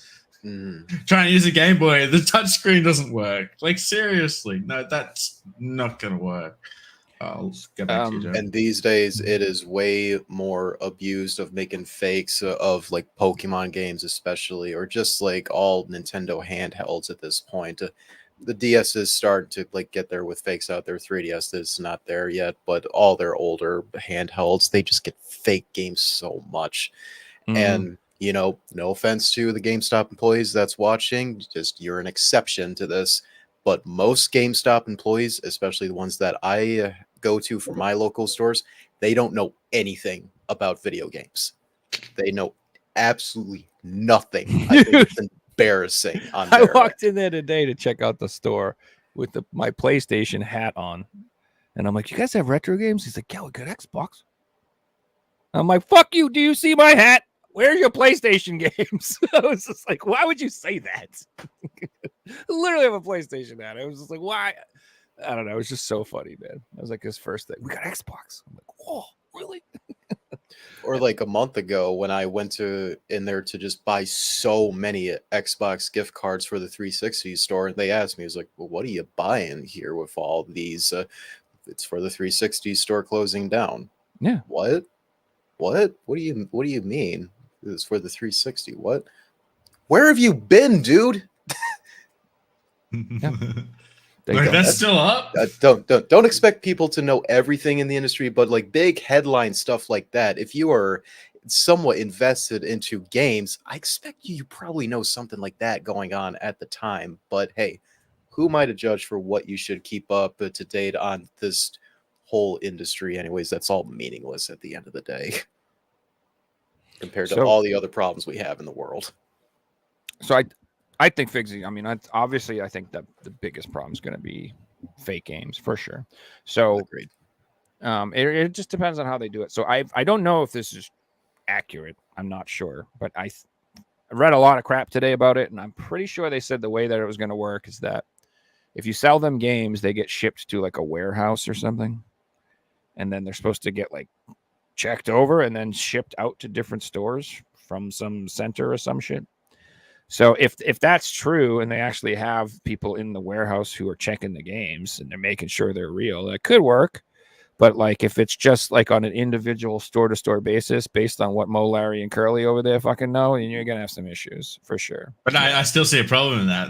Yeah, They're going to there's be still a like, problem with that. we've got $100,000 worth of fake games we can't sell, guys. What are we going to do? We keep getting fake games. We can't sell them. And that's going to happen. You know, like they have to hire people who are going to pull the carts apart, know what they're doing, have the knowledge. And these people already work in game shops or are collectors like us who don't want to fucking work in a GameStop. You know, like So- the other option is train people, which costs money, which is an They expensive. can't be thing as bothered well. to do No. anyways. What they actually did is they hired geneticists to clone John Riggs, and they've made a clone army of John Riggs, and there's going to be one in every store, and he's going to just be able to eyeball that shit. Fake, real, fake. Like the second they release a list of like this is what we're paying for games, and if suddenly like you've got games that are from $50 to $100 plus, people will take advantage of it. Unless they just focus on cheap games that sell every day that people want to play, like that would be cool. But that's not how retro gaming is. Retro gaming prices are up and down. Like you've got to have all varieties, and you can't just have the cheap stuff. You can't just have the expensive stuff. How was Also- the section? Did you look at the Xbox Yeah, games? yeah, I went, and it was, it was okay. It wasn't that bad. See, I'm running, I have a problem where I just own everything. Like, so it was a decent selection, but I'm like, got it. Shit. All right, well, that's cool. See ya. But they had like, had some NES. They had Vita. Like, that was the most impressive thing they had in my store that I went to. Is they had a nice selection of Vita games, but like I said, I had almost all of them, so I didn't get them. But then they had decent PS2 selection. They had like nothing for PS1.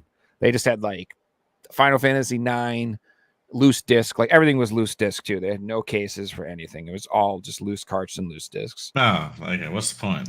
And then For except for us. the Vita stuff, they had some cased Vita games. They had a few DS games in cases. They had a lot of 360 games in cases and a lot of Wii games in cases.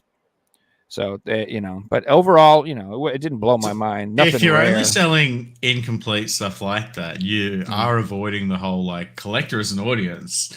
And then if the game's fake, even if it works, the average person who's buying it probably just wants to play it. So like maybe if that's the audience that they're going for and they're like, they don't care about collectors, they're just selling games that work, discs only, blah, blah, blah, then that actually might work.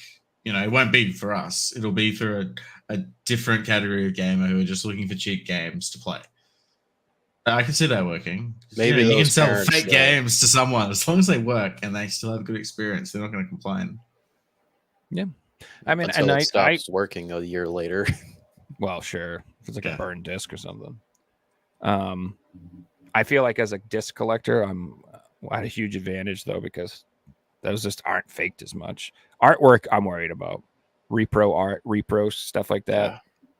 Not being. I had a game around the accurately, other but- day and the artwork was fake, and like the seller's like, no, it's not. And I had to like show them that it was fake, and they sent me a full refund apologizing, and Mhm. like that was genuine. They sent me a full refund. They relisted it as fake artwork, blah blah blah. So it's just like they had no idea, and they must have Mhm. bought it off someone and who done it themselves. And Yep. like unless you're looking and you know what to look for, you know what paper feels like, and Exactly. different things like that. You might get caught out. And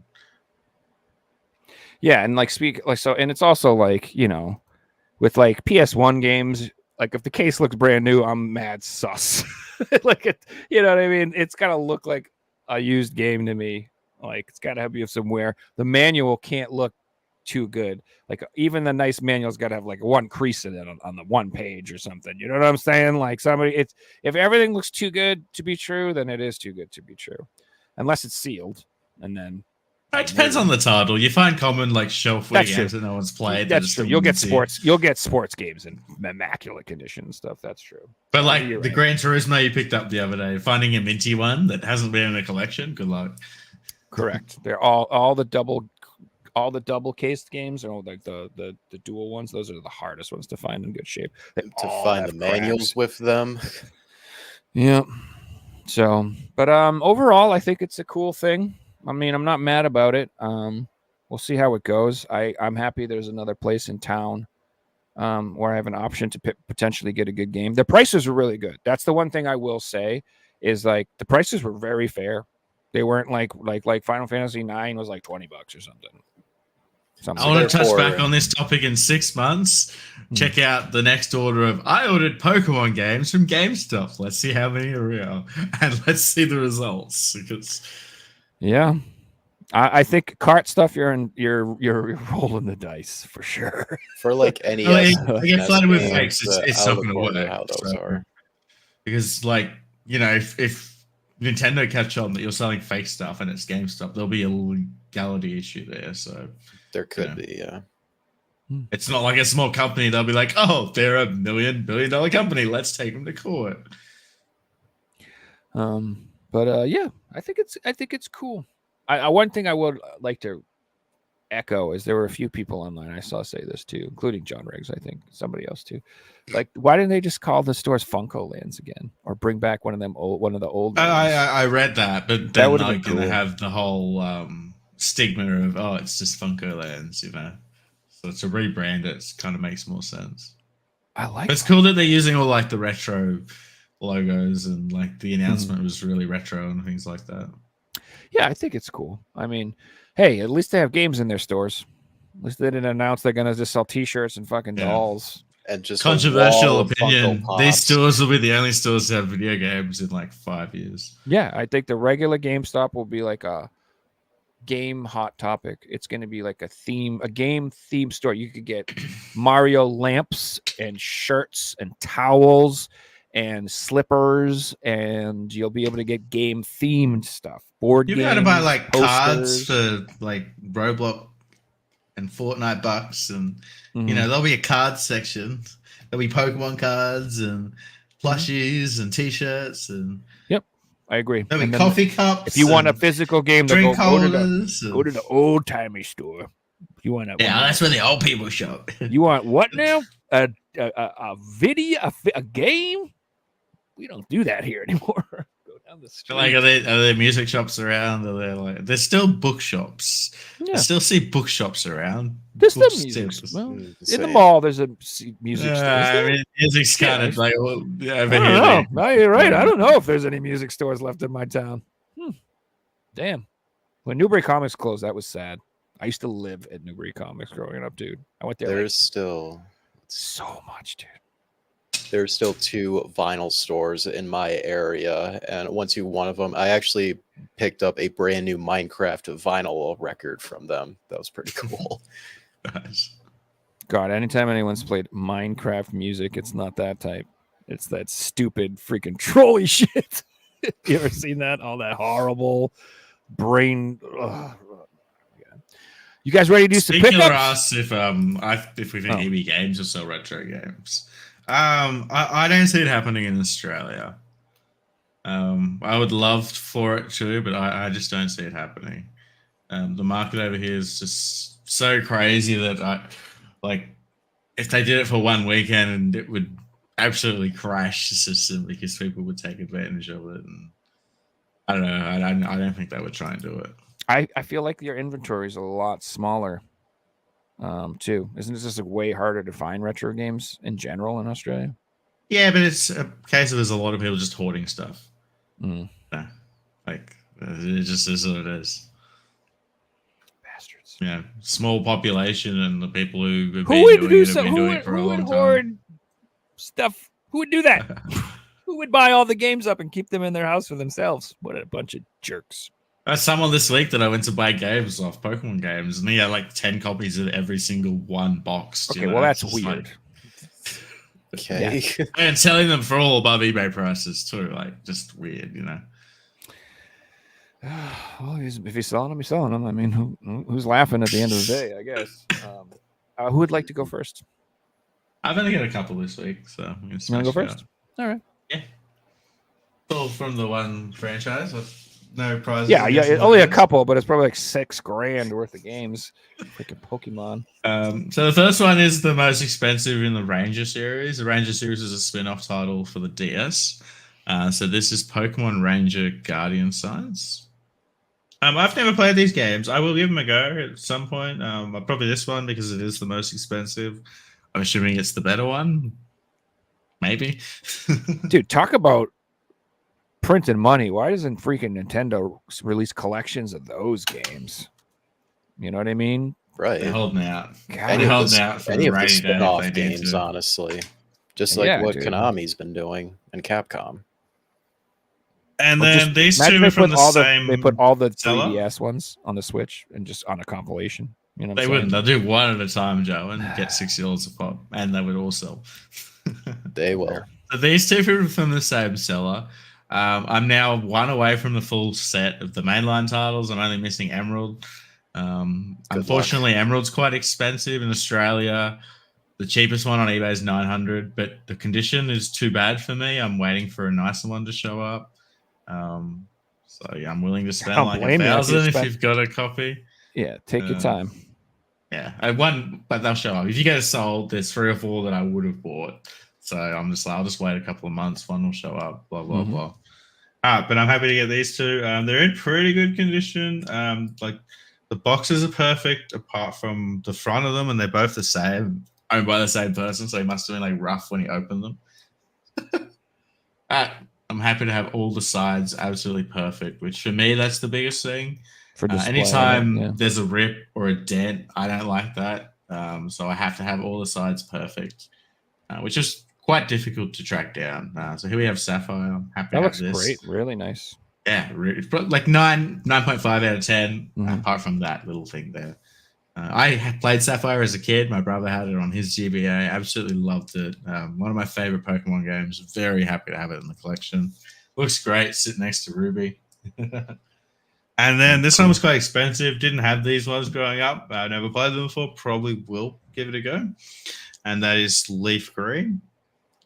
This one I got it for $650, which is quite expensive. But again, it's in like immaculate condition.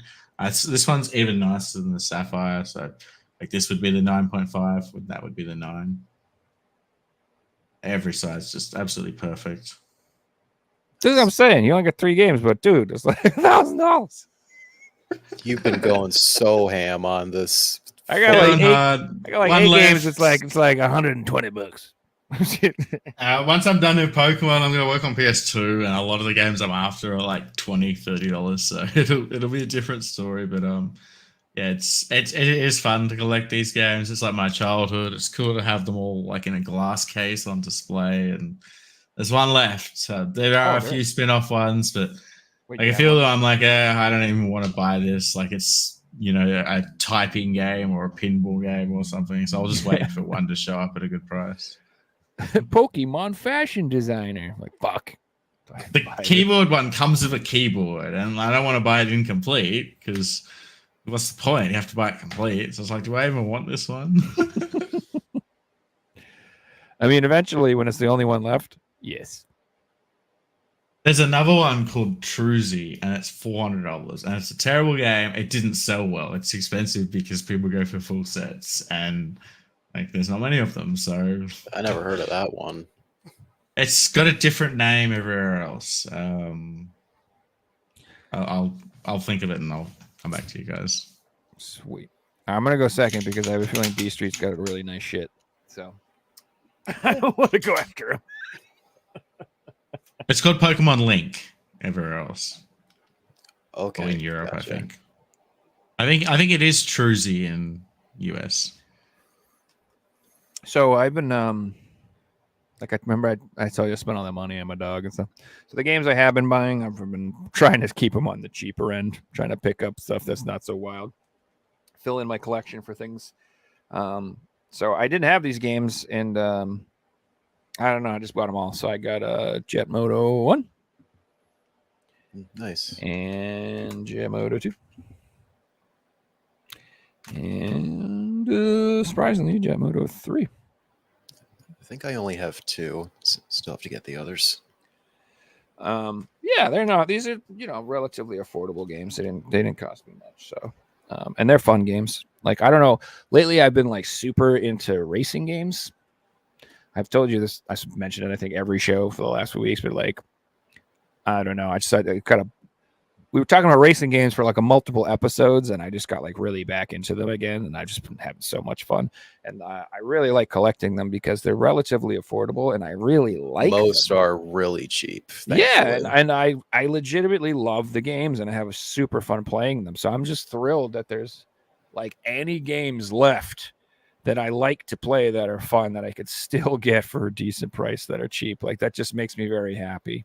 The So only racing game I can think of that actually is very expensive is the Outrun game on the OG Xbox. I think it's like the first Outrun That's like game. one of the most expensive games on the Xbox. I think it's like $300 something or something. It's like top 3 for that system. Mm-hmm.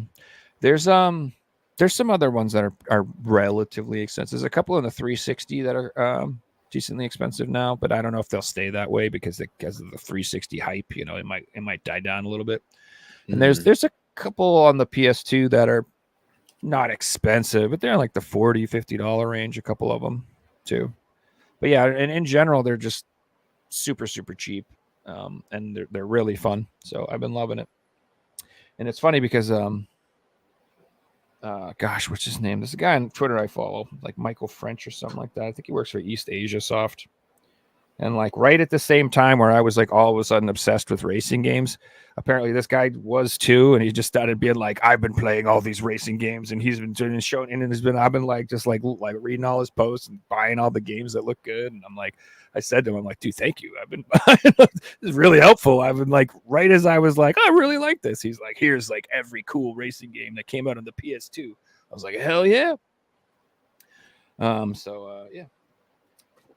So this next one is it's called El Shitty. Never heard of it? El Shaddai. No. It's El Shitty, and I'm pretty sure it's about a Mexican plumber. Am I not right? Is that not right? I'll let you believe what you want. If sure you I'm enjoy right. the game more that way, I'll let you have it. El Shitty. No, it's El Shaddai, and this is literally what Figsy said was pointless to buy. It was a port of a PS3 game. It's just a port, Good game, really. Such a good game. And it's like It's so funny when you were saying that earlier. I was like, oh well, I'm an idiot. I just did. it's like Ninja Gaiden if the main character took acid before the level. Exactly. Yes. That's a great Like, way of that's putting the- it. Yeah, it's like a trippy action game, and it's like based on you like fight God or some shit, right? It's like you like go into heaven or something or some Yeah. crazy thing. I mean, no, it's about a dude who likes poop. It's called El Shitty. We're going with that. No, that's like one of my PS3 hidden gems right there. That's a great game. It is a good game. In that same order from good old Limited Run Games, I got my copy of Rocket Knight Adventures Resparked. Let's go. This one I struggled. I was like, do I get the PS4? Do I get the Switch? Do I get both? Can't really afford to get both anymore. Like if you notice, like my old videos of the old shows, I used to always get both, but I can't spend. That's a little reckless. I'm trying to buy like just maybe one at a time. I'm out of space too, so buying doubles is like I'm stacked. So, but yeah, this game's dope. It's a collection of the 2 Genesis games and then the Super Nintendo game, I believe. Is it 3 games or 2 games? I'm not even sure. The PS4 didn't get the convention variant, only the Switch, right? Correct. I don't think there was a convention variant for that. Or if there was, I didn't have time to buy that in the sale or whatever. But I don't even care. I just wanted the regular copy. These games are just great. Even if you just play them on an emulator, they're fantastic games. I would recommend them. Super fun. Was there another game in that bundle from them? Oh yeah, there. Maybe not. Teenage Mutant Ninja Turtles: Wrath of the Mutants Arcade or whatever. It's another Game Mill classic. Everybody loves the old Game Mill. It's a Ninja Turtles game. I'm getting it for the single reason alone. I don't give a shit if it's good, if it's bad. It says Ninja Turtles on it. It's going in my collection because I like the Ninja Turtles. All right, I'm in the right age group for that. That's where They're it pumping hits. them out. Joe, Yeah. I So got you a know how question. you like are The- obsessed with you Pokemon, and you have to because of that. Just that's how Ninja Turtles is for me. Yeah, It's I like it's getcha. the most nostalgic franchise of my life. You know. So the GameStop background, it almost looks like the walls of Photoshop, because if you go into a GameStop these days, most of the covers aren't there. They're just like the GameStop cover. Oh, that's true. So. Yeah, you know, you're right. When I went in there today, that is not what the store looked like at all. First of all, when I walked in, the first thing I left was a whole wall of Funko Pops, as you should.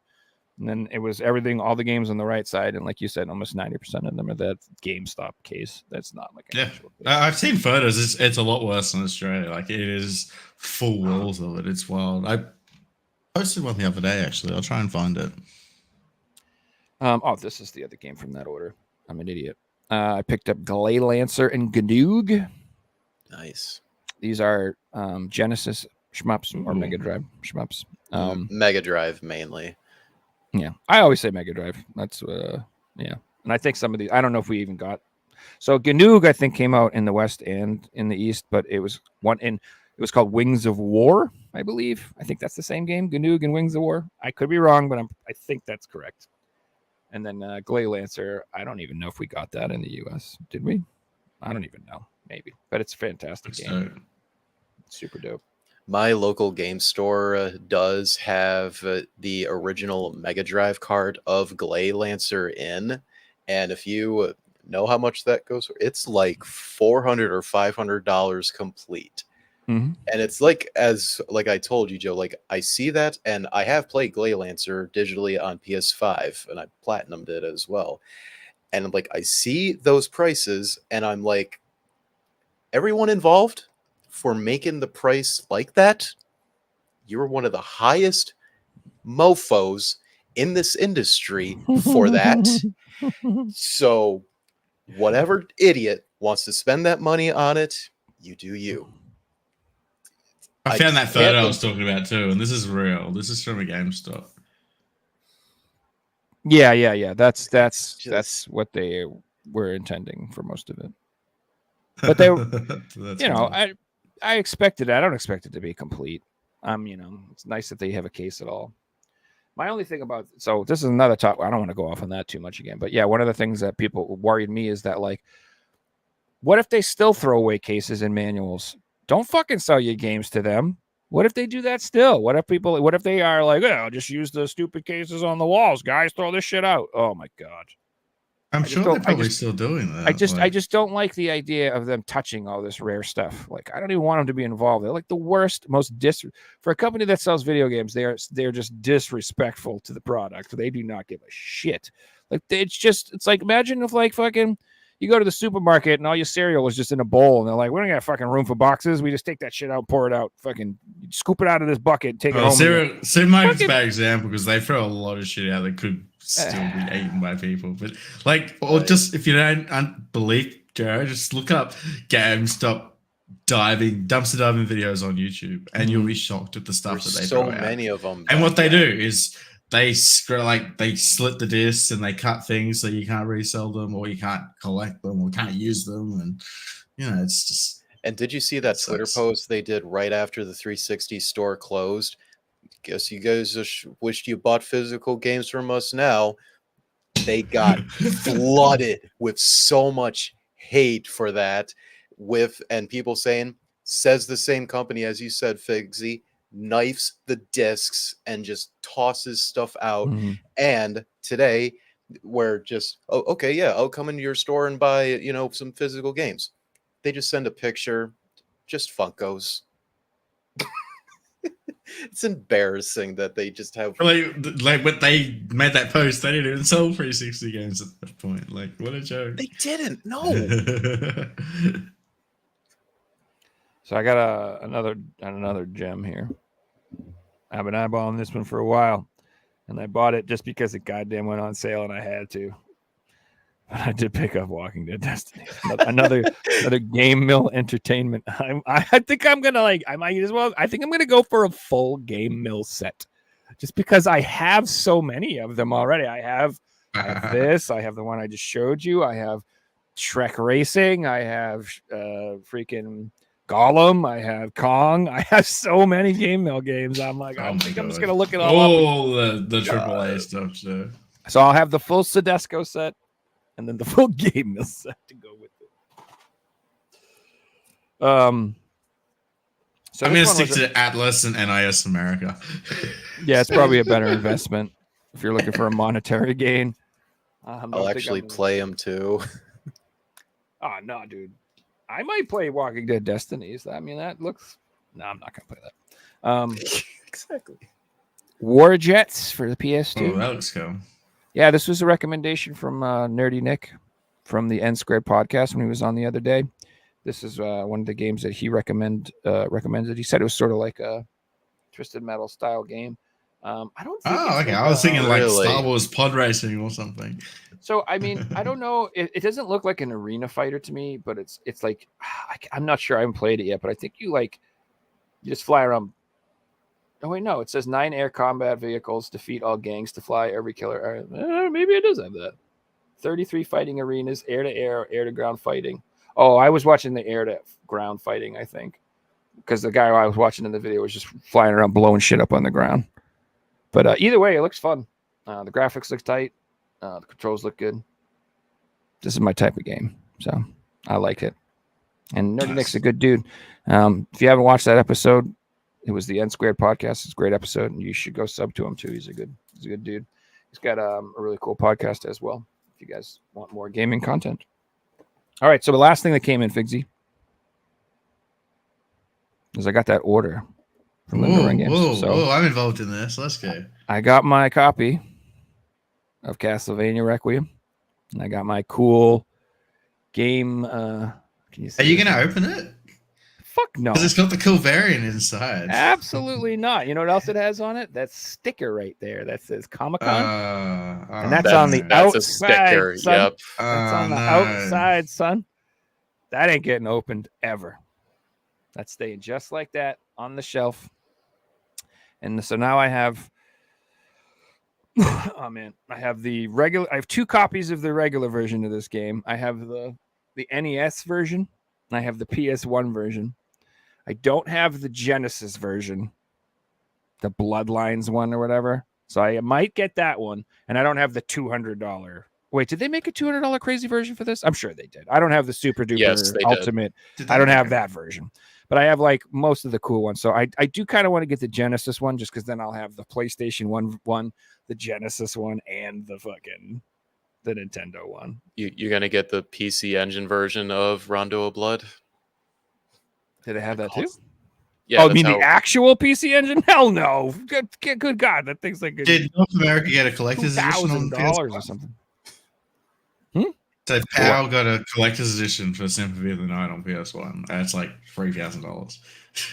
You mean actually back in the day? Yeah, on the PS1. I don't think we got one. I know Japan got a pretty nice version, didn't they? Or was it on the Saturn? Isn't that what? Oh no, that was Saturn like just got a normal release. That was. I'm sorry, I'm thinking of the that one that Reggie showed off. That was like the repro one from Retro something.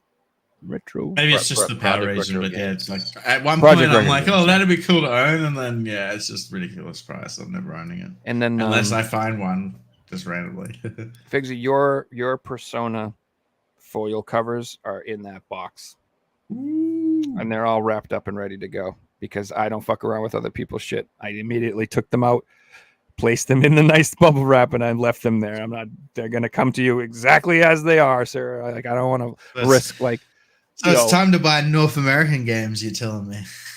Yes. If you want to fill that box, there's definitely more room in there. All right. Sounds good.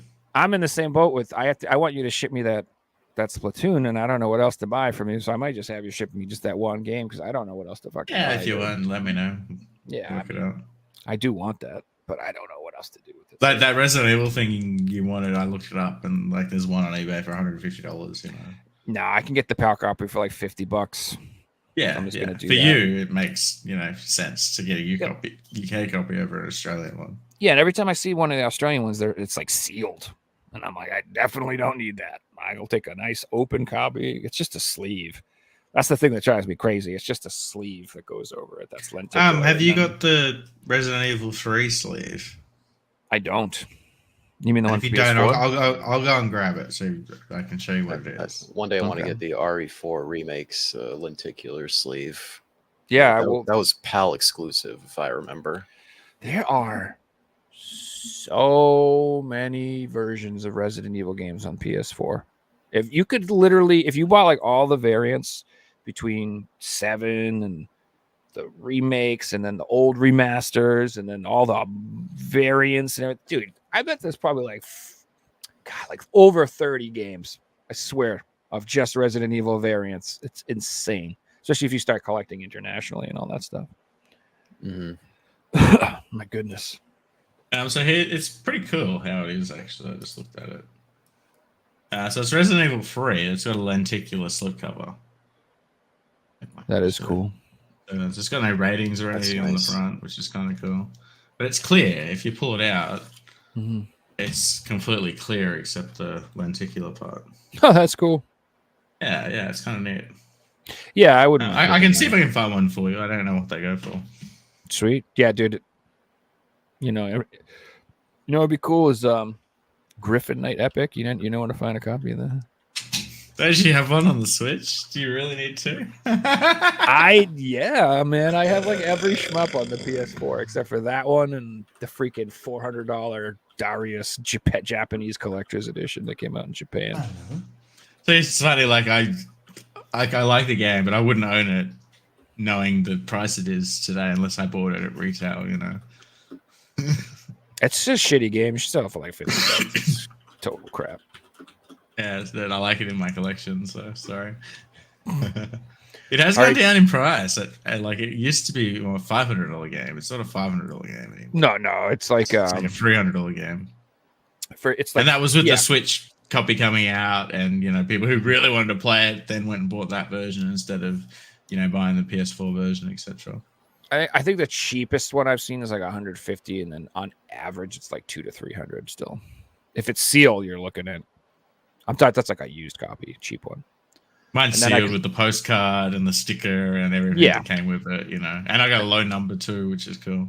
That one that was 150, I think I showed it to you too. It was like it was unnumbered, which is just yeah, it was sus. which I is was like a hole that's- punch type thing. Yeah, that was weird. It was like just a weird copy, and I'm like, it's not numbered, and I don't know. Mine might be even rarer, cooler, to be honest, but I didn't want to fuck around. Case I mean, technically they're rarer, but they're like the copies that aren't sold, given out to people and things like that. So I don't want a hole punch limited run game, They're rarer, but I don't want one.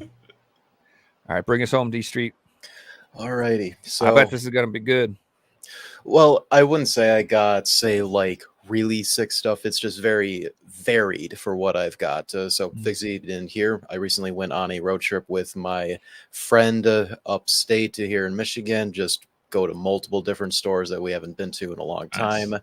That we planned this trip like many months in advance. So, did come prepared for it. So, going over all I got. And also a few things here was just stuff like in the mail over the couple months. First thing I'll mention before I forget, this Switch OLED right here, that's the Tears of the Kingdom OLED model. I do have the box and everything. It's just put away elsewhere, but I did get that recently. And I also did play through Breath of the Wild 100% run for the first time. And, Nice. and safe to say, I never want to play that game ever again after doing that. Wow, I never want to play it ever again. Switch. that took a Have you turn. seen the video of someone who cleaned their Switch with like rubbing alcohol and it actually rubbed off the print? The back of it, I'd yeah. be so upset if they did that. They did. Yeah, they used like the 90 7%, like the strongest one that you could possibly use. Not that you should use any of them, but Mhm. yeah, just like Fixie said, the whole like, pattern on the back that makes it a special edition. They wiped it off, and they only wiped out. It Like was half, clean, too. but it was a regular switch after that.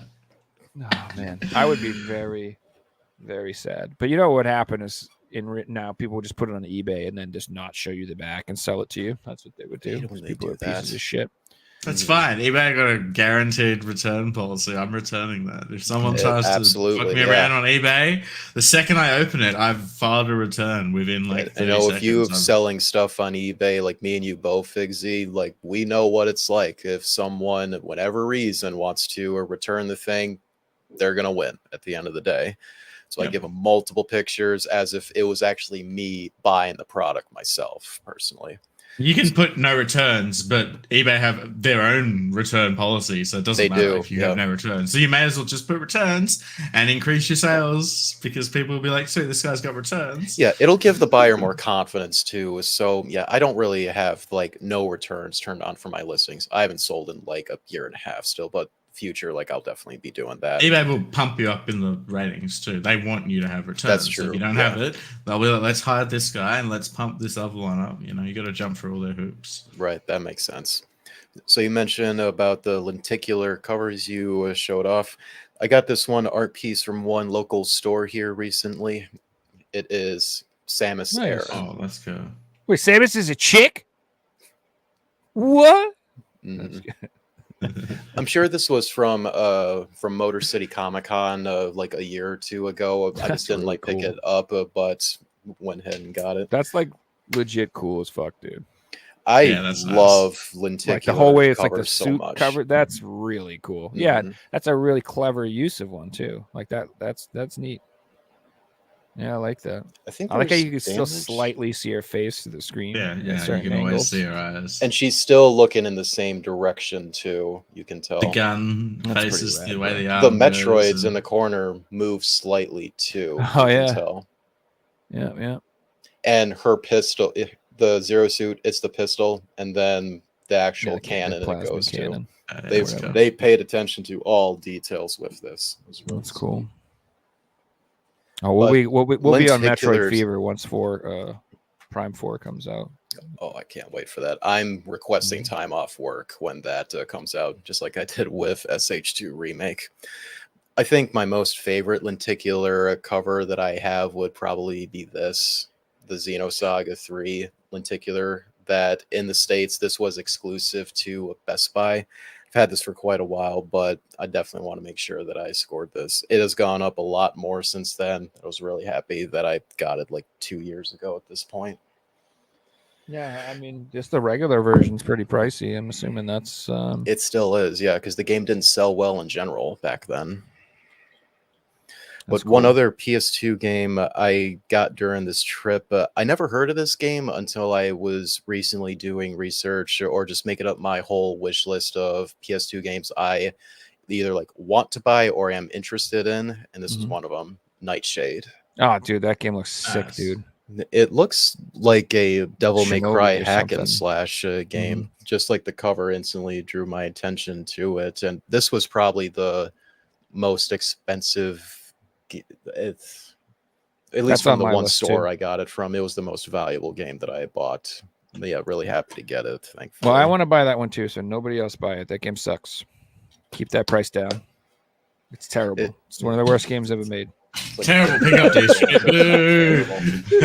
I like legitimately. That's like on my like top 10 PS2. Like that will be bought in the next year or so for me for sure. Nice. I had that There's- sad realization that some of the games on my list have like doubled in price, and I'm like, do I now want them now that this $100 game is $300? Do I really want it? 3DS is like that right now for me because it has come back up in popularity so much that we'll hold Dude. off on that for some time right now. 3DS consoles are so expensive are right fucking now. nuts, dude. That's I want- what it is. If it's the 3DS XL new, like yeah, Correct. If it's the expensive. original model, you can get them for like 150 to 200, but the new ones they're like 250 to 350. And then if you have an actual cool edition, jeez, man. special You have a edition boxed one. one? Talking four, I sold 400, one 800, to 900. Saudi Arabia for like $800. Yeah.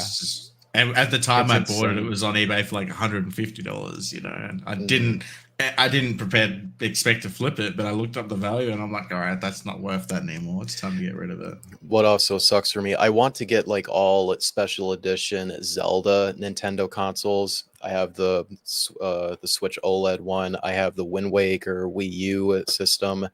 My 3DS is the new 3DS Hyrule Edition. That's the main one that I use, and that's the one that I filled it up with the eShop before it closed. And I want to get the Link Between Worlds one. The one that is going to suck so much is the new 2DS Hylian Shield one. I looked at the prices of it like 3 days ago, boxed. It's $1,000 right now. Dude, and I remember when those were on sale in GameStop, dude, for like $100. I remember, know, right? dude. You But could've bought nobody those was all buying the day. 3DS anymore. Nobody Because was buying those. after the new 2DS came out, which, in my opinion, that's the best version of the 3DS in general. It's the most aesthetically pleasing, honestly. I think that's why there's so much now. Is at the time, I don't think people really knew that or thought about it, but as time's gone on, people do realize that those are like the best. They're most comfortable to hold. Yeah, those are nice. It's just people wanted Switches at the time, which don't blame them at all. Yeah, and there's a whole lot of people who legitimately do not like the 3D. Like they do not like it. It's not that they're like, Most people I don't. could care less. They're like, no, I dislike it. I'm like, oh, okay. I'm not a fan of it. I prefer to play without it. Well, the original one sucked. The original 3DS, like before they fixed it, it was like it would get off all the time, and it would literally make you look. It like, was feel bad. sick. I bought it you'd on be- launch day too. It was not good at It was like all. disorienting. It wasn't good. The new 3DS XL with the eye tracking is way better, which is why I feel like those consoles are so much more expensive because the 3D actually works. Mhm. So the next thing I got was a few PS4 limited edition anime games. Let's call them. This one, Oh, it's- man of culture. I am. The first one, it's Senran Kagura Estival versus Endless Summer Edition. The Nice. names of these games get so ridiculously long. I actually have Mhm. I can't remember them at all. Thankfully, most of these like limited edition games that's like published by Marvelous and Marvelous. even Exceed, they still are like really affordable, honestly. As far as say like limited edition games for modern systems, they're pretty affordable, honestly. You can still find plenty of them sealed as well too. That's cool. Depends on where you live. That one got too, banned yeah. in Australia. So it's like, yeah, ridiculous. Like people are selling it for $300 over here. Curious to know if this one got banned. Actually, it is Kandagawa Jet Girls Racing Hearts edition. That's such a good game. Oh, you got the cool edition too. Yeah, it's a cardboard box, literally. Comes Mhm. with a soundtrack and and an art book as well too. Dude, Reggie loves that game, just so you know. It looks fun. It He looks loves that just game. a total weeb version of Hydro Thunder, honestly. Yep. I did get the DLC. Kind of like recently Jet for the Moto, game. actually. Because the DLC for this was actually on sale recently on PSN. And Oh my hey, God. it was such coincidence. Just went on the trip, and hey, let's finally pick up the Dude. game. Why don't we? Senran Kagura 2 on 3DS in Australia is 500 Australian dollars. Really, that's insane. We call That's them, we call them ridiculous. dingoes. I don't know. That's Smackaroos. Smackaroos. So there was one arcade place that I Ringer. went to, and That's my There favorite was- insult now. there was one accessory that I bought from them. It's like, sure. And surprisingly, these are really cheap to buy sealed still. It's sealed PS2 memory cards. Oh, that's cool. Oh, that's The- good. The Nice. translucent red and blue ones right there. So that's a pretty visual appealing collector's piece too. To keep It really sealed. is. Like, I really like cool. the yellow and the packaging. blue and the red. That pops. Yeah. Same That's for the cool. black as well too. I really like what they did for the packaging for like PS1, 2, and early PS3, where they were in like these cases here. And yeah, it is kind of cheap because I mean, a lot of products were like this around that time in general in Hung up other on the industries. But this is like really easy to display if it's in like a display shelf, honestly, compared to like modern day with how big the cardboard boxes are. But the goal is I want to get like sealed accessories of basically like all the mainline consoles from Nintendo, PlayStation, Xbox, and Sega. The Sega's like, that's a gray area right there if I want sealed stuff for these days. But also like complete in box of the systems for like launch day systems, and just have like a long display of history of the stuff you would have bought on launch day as like a piece of history to just watch through it in my future house, that it's just a wall of history. So really nice to get that really That's cheap. cool. This Yeah, big box thing. finding sealed PS2 anything is cool. Controllers, the remotes, even like that stuff's neat. The remotes are so cheap. They're like Mhm. $10 to $20 because nobody bought them and nobody uses the PS2 as a DVD player anymore, sadly. Not Yet that's anymore. like why it mostly sold, at least to people who didn't play video games. Yeah, it So- gives you a CD player, I guess, too. But yeah, So- that's the DVDs, man. So this was waiting on this for a long time, especially like since I first played the game, like it was about like a year ago at this point. It's the big box System Shock remake Oh, for boy. the PC. Nice. That thing's huge. This is the what they called the Slacker Backers edition. If you look at the one that they have on the Kickstarter page, it's different than this. That one comes with like a little figure of the spider enemy, which there's only like 2 of them in the game, weirdly enough. But this one, it has a steelbook case. I'll actually show it. I'm not gonna take everything out because it's kind of hard to put this back together. The game is hard, by the way. But so good. It's so faithful, and I love it for that. It is, but I'm but like a it was dummy, definitely- dumb who's used to like playing games that are like, go here, stupid. And that Mhm. game's just like, figure it out, jackass. I'm like, oh no. But it I just like helps the you get non-handheld. immersed, though. I absolutely love the Yeah. non-hand holding because Makes if you really look want to for figure out every little corner, every little like every nook and audio cranny. log, so you can actually figure out what you have to do. You pay attention to that. Yeah. You figure out that's You what literally you don't have even to know do. what you have to do in that game. It's like a story, and it's like, Fred hit this button once. You're like, all right, well, let's see if I can find that button, I guess, and see if I can hit it. You know, it's That's like, nice. Steelbook. yeah, that's cool. Even the They're remaking inside. part 2 as well. That's coming out soon. As It's a remaster basically with all of like the best mods you can get for the OG System Shock 2, and plus it is coming to console finally. Because as Mhm. I always say, it makes me infuriated that people say, I love BioShock so much. Have you played System Shock? No, what is that? Go play it. well. It is literally the predecessor to it. And 2 is definitely it's- more like it. Yeah. 2 is way more like it, and it's 2's gameplay is just super ahead of its time, and it makes me so mad that for like BioShock 1 they took out the inventory system and you just chug every single drink that you get in that game. It's insane, but that's a whole tangent for another day. The disc that they give you in the Steelbook is that, apparently. And the game itself, it is a code right here. I haven't redeemed it. It actually has the soundtrack key on it. I might redeem that because I really like the game soundtrack. Other things this comes with is I'd say like it is an art book, but it really is like a Tri-Optimum onboarding the sheet, you could say. It's like a really poor art book. It's kind of disappointing, honestly, but hey, it's really cool as if you applied for the company itself. But really glad to get this finally, and also did get it physically on PS5 because this is Nice. one of my most favorite games ever in recent years. No joke. Yeah, dude, Night Dive Studios is killing it. They have done. I played through that game. I played through Quake. I just ordered Rise of the Triad. I ordered Star Wars Dark Forces. I'm like, they're just doing every game I like. I'm like, yes, keep them coming. They also did a re-release of Doom 1 and 2, and it has a new episode in it, and also it did help with development to it as well. So in a way, Doom has like another new canon episode. It's really, really That's sick. cool. That's super cool. I did get one boxed system while on the trip, and I'm really happy it could be this because finding this boxed online on eBay is so hard to find these days because it just obviously did not sell. PlayStation TV. Nice, Nice. dude.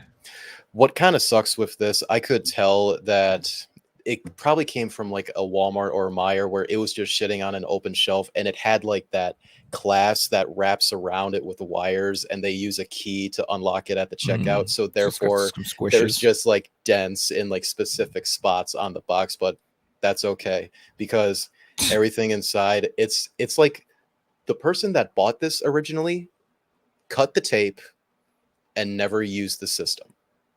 Mm. Like the original cellophane plastic for the console is still there when I took it out. There's no cuts or scuffs or anywhere, putting you back in the bag and never using you. All the zip ties are there for everything. It's like, as I said, they cut the tape and never ever took the thing out. I'll gladly cool. take that for sure. Did Those you are get a pretty good price pricey. for it? Yeah, it was like after the sale that I got, it was like 30% off for the whole order. I say this was, let's say, like $80 or $90 roundabout. That's good. Yeah, I'll nice. definitely take Definitely that. good.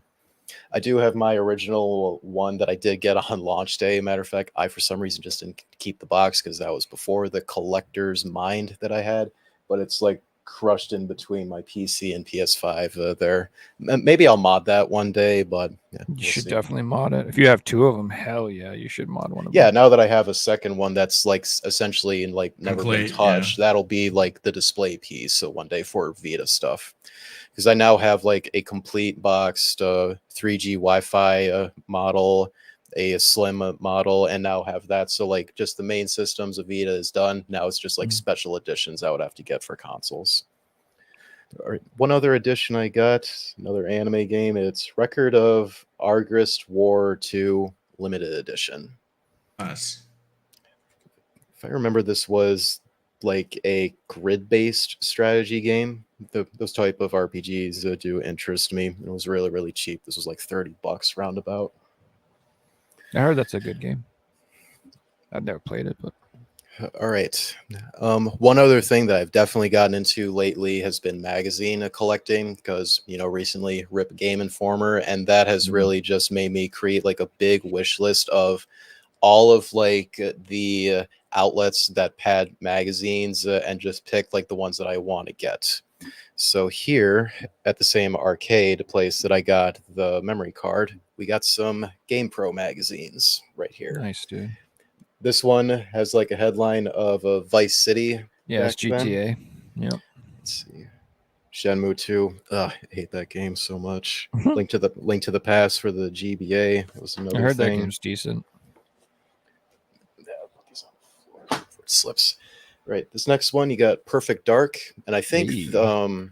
that's Tekken right there. Is that This- King? I don't know. Is it? I don't play Tekken. Does he have a at all. lion head? Yeah, that's King. Yeah, it's a lion head. Yeah. And I think this one here Unless it's it his has brother or whatever. He's a tag team partner. I don't remember his name. He's yeah. got a scar on his right eye. If that means I don't anything. freaking know.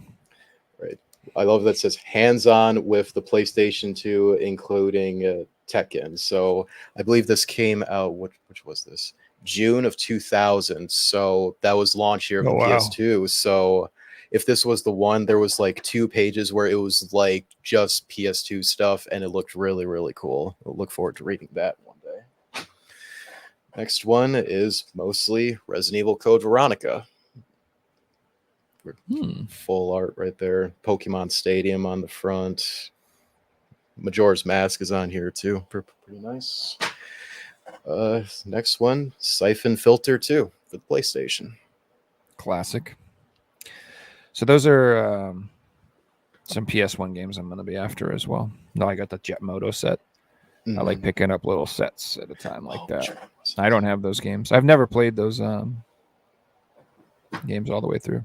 And this next one here, it's got both Dino Crisis and Resident Evil 3. Just know your history of the release of that. Pretty And cool seeing Pokemon, them right Final next to each Fantasy other. 8 and Legacy of Kain. I mean, that's just freaking all fire. Sonic. That's all fire. Sonic has to be there. That ruins it. Hey, Sonic ain't that bad. Although I got to be honest, I'm not a huge Sonic fan. I like the original game, Genesis games, and it's kind of it. And the Sega CD game. Look at the back of this one. Hitman, always business, never personal. Mm-hmm. I love that. That's really fitting for him. Also from there is a big stack of the Nintendo Power official guides for some of these games.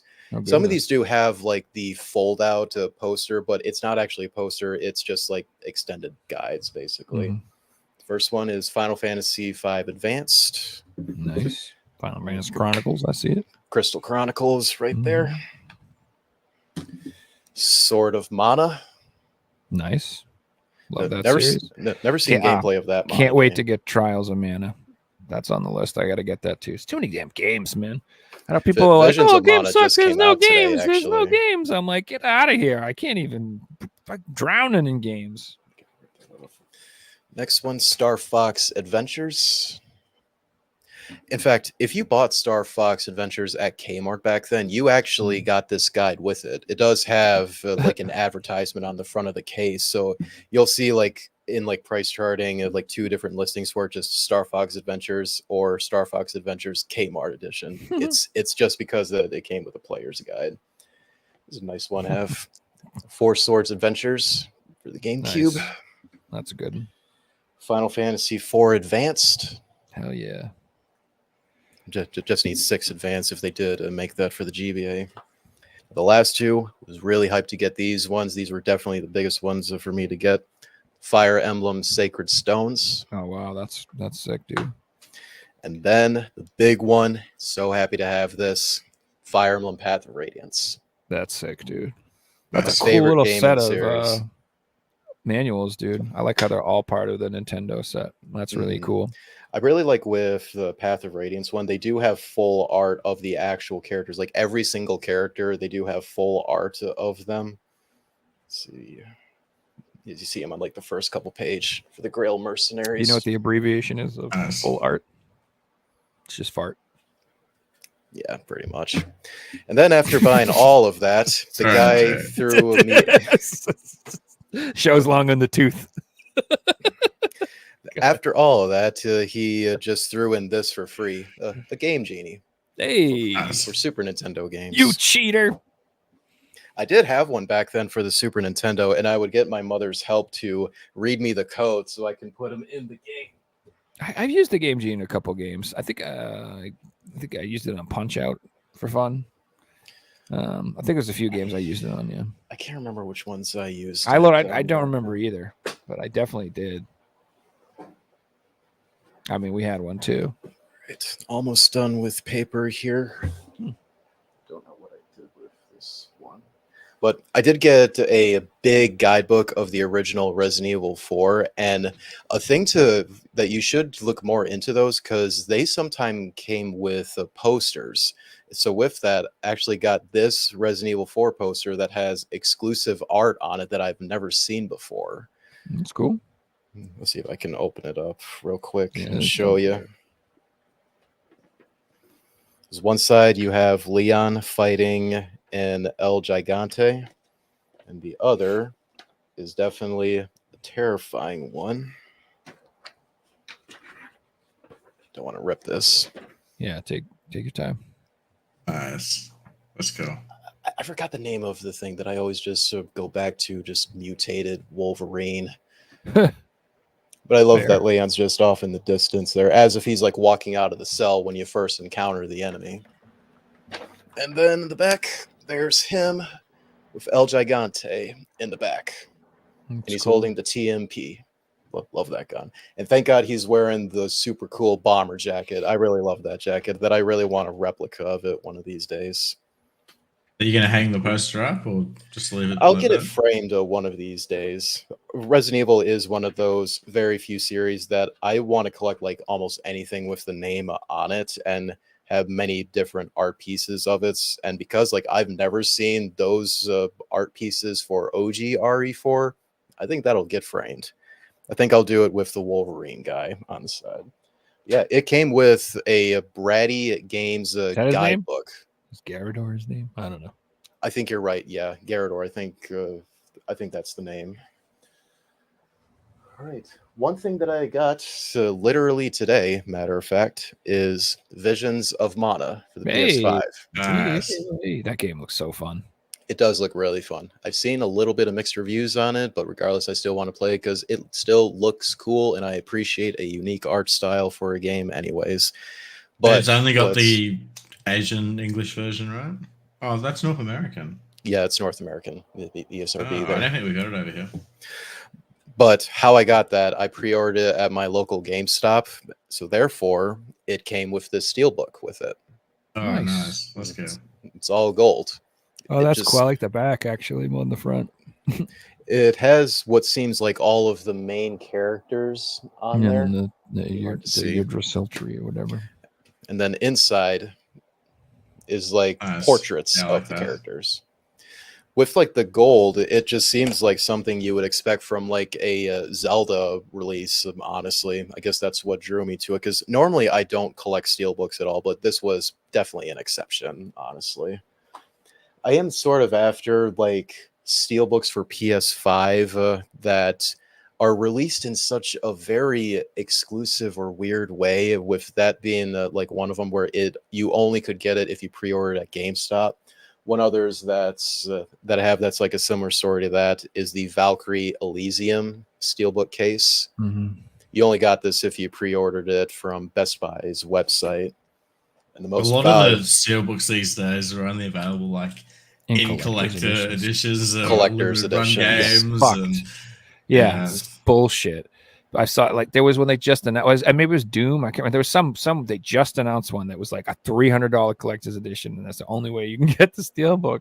Oh my god, that's insane. But But they probably know the that most there's steelbook valuable one I collectors out there have. that will buy it. They're like, there's very, very hardcore, dedicated. I steelbook bet that they collectors. take that steelbook out and put that shit right back on up eBay. I bet they're just like, I just They want the probably steelbook. will, yeah. See you later. That's what I'd do. Try to I get every did penny have back. the, Every s- penny. I try to get my money back. I did have the Scarlet Nexus steelbook that you could only get that if you pre-ordered the game on Bandai Namco's website. I did sell that because just that was selling for like $150 at one point. I don't know if it's come down or went up, but that was like 2 years ago that I sold that. So you see that one game sitting up top there? Mhm. Integrate. Well, got this when I pre-ordered the game back then. The that's cool. steelbook that you could only get at GameStop. I did check listings for this recently, and it is at like $150 roundabout. And there's only like 1 or 2 listings with this. That's wild. Definitely keeping this and in a protective case for sure. Mhm. Speaking of the Trails series, way earlier on, I did start playing the series for the very first time, and it has been with these releases.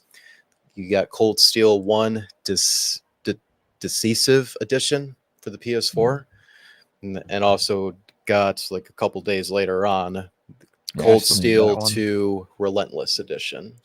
That's the only one I don't have. That Relentless Edition. I have the PAL copy of the game. So I have the game. I just don't have that.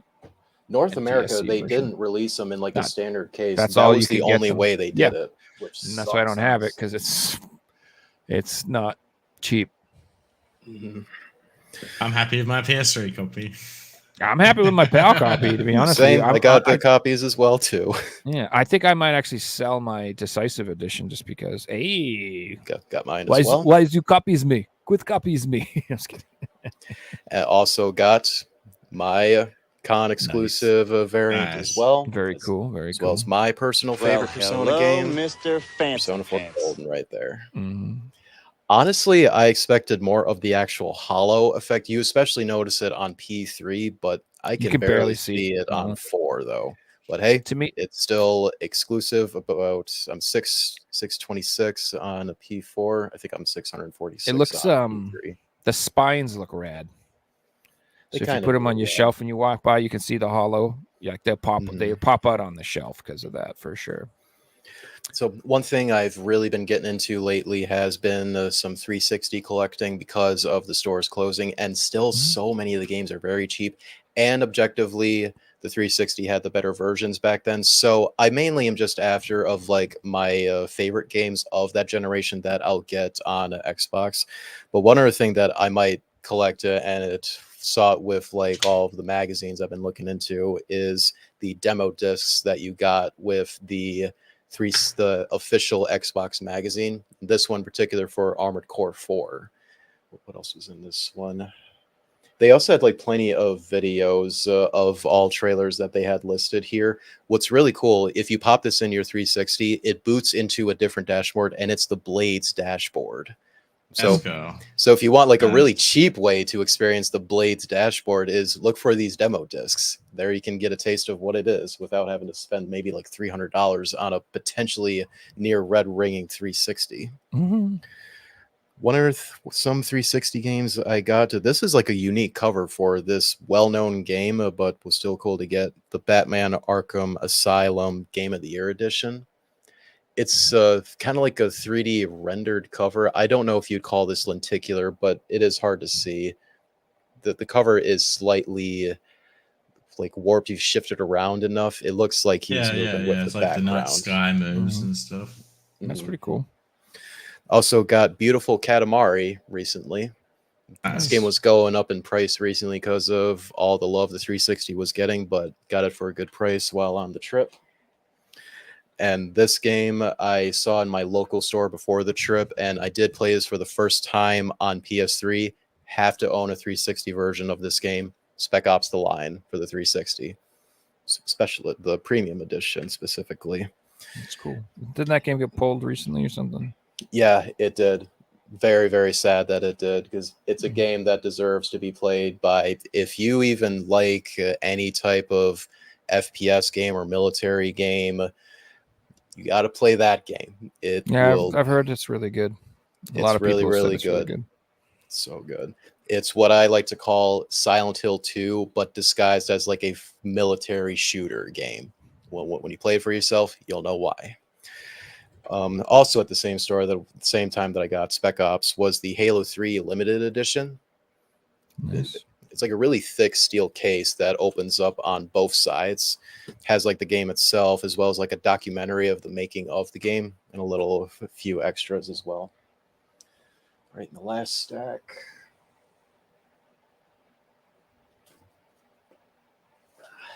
Here we go.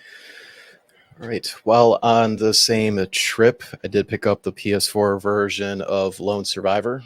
Nice. I do have the Vita version of this. I had that for a while, but finally got the PS4 version locally.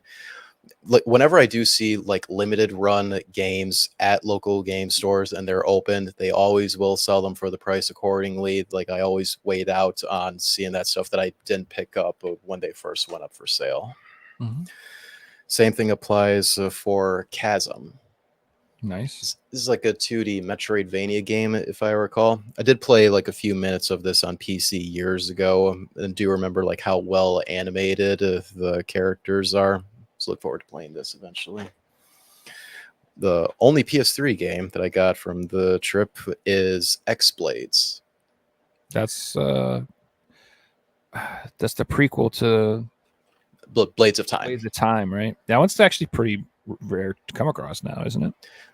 This was $25 at Oh, the that's not store that bad. I went to, so it is more affordable than Blades of Time right now. Mhm. It's also a completely different art style compared to Blades of Time. Like this one, they're more on the anime themed side, while Blades of Time is more in the realistic side of for like human proportions. I mean, yeah, really cool to get this. Definitely play this before Blades of Time. Still got to Mhm. buy Blades of Time anyway.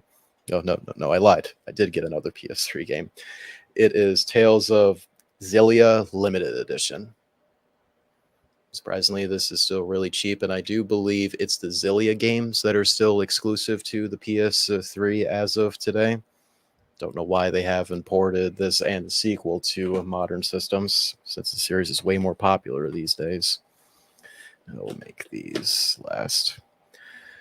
All right, 2 sealed Xbox One games, because recently there was a sale on, I think it was VG Plus, where they had a bunch of stuff on sale. So some of this was literally like $4 or $7. First one, Final Fantasy 12 Zodiac Age. Nice. Final Fantasy, as well as Resident Evil, is like the series that I just want like every version of like every game, as well as regional variants, if there is enough of a difference for the other regions. Also got Valkyria Chronicles 4 sealed. Nice. Good time to get it with the remaster just announced with Mm, limited that's- run. That's true. Yeah, I want to get the Regalia edition on the Switch, but what pains me with that is that they have to have the Switch logo in the corner of the box. Like, I wish that wasn't there, but we'll definitely pick that up because I absolutely love this series. They are such. Yeah, I think they're way more overlooked that not a lot of people like have tried out this series, but I feel like it's well known enough these days, but nobody has like really just sat down and played these games. Hopefully we'll get a new one soon because the way like VC4 ended, they really like tied up at least the story or the universe of this, that if they're to make like a new entry, it's got to be in like a different war setting potentially. This will probably stay sealed because I do have to get the DLC for the Xbone version, and digitally the game goes on sale often, as well as like the complete edition, and that's probably I'll end up getting that if I want to play it on Xbox. Also Hold on one second. Hold on one second. I don't know if you noticed. We got a little. Yep. Someone trying to call. Hello? Session? Is anyone there? What the fuck? What the hell? Oh, there he is. What's going on, buddy? How's it going, guys? You're still up? I'm still awake. Surprise addition to the show. Yeah. I saw you What's guys up, were Reggie? on, and I wanted to see if I could hop on with you for a second. What's going Oh, on? hell yeah. Good Hell good yeah. timing. Never too late, Reggie. Yeah. He's finishing up his pickups and Yep, just three things I have left here. So next one is PS5 game. It's called Alice Gear Aegis Concerto of Simulatrix. Oh yeah. Wow. I really did my best right there. Nice. This seems like a aerial melee fighting game, if I remember. Looked really, really fun for the gameplay I've seen. It was really, really cheap too. It was like $7 or something. Yeah, all right, next one. This was really cheap, and I wanted to get it like less than like $20 because this version is really bad of this game, but hey, still seems fine enough for me. Tales of Symphonia remastered for PS4. What's so weird is since like the original GameCube release, it's like every version afterwards gets It's gone downhill. worse. Like the original GameCube version was 60 FPS, ported to PS2, 30 FPS, and graphically looked worse or like more blurry, kind of like with Resident Evil 4 GameCube to PS2 back then. The PC version originally when that came out was a terrible port, and then we got this here that had so many problems from what I heard. Don't remember all of them, but it had a lot of problems. I was going to You got a get that, and PS3 so port as well. they told me the PS3 port was just get that like me having that version was fine, so I skipped out on getting that one. Yeah, PS3 version or GameCube version is the objective best ways to play Symphonia IMO from what I've seen. But that was $7. I'll take it. And the last one, really hyped to play this eventually. Near Replicant. remake. Oh, that that's game an looks amazing amazing. game, man. So good. Awesome game, yeah.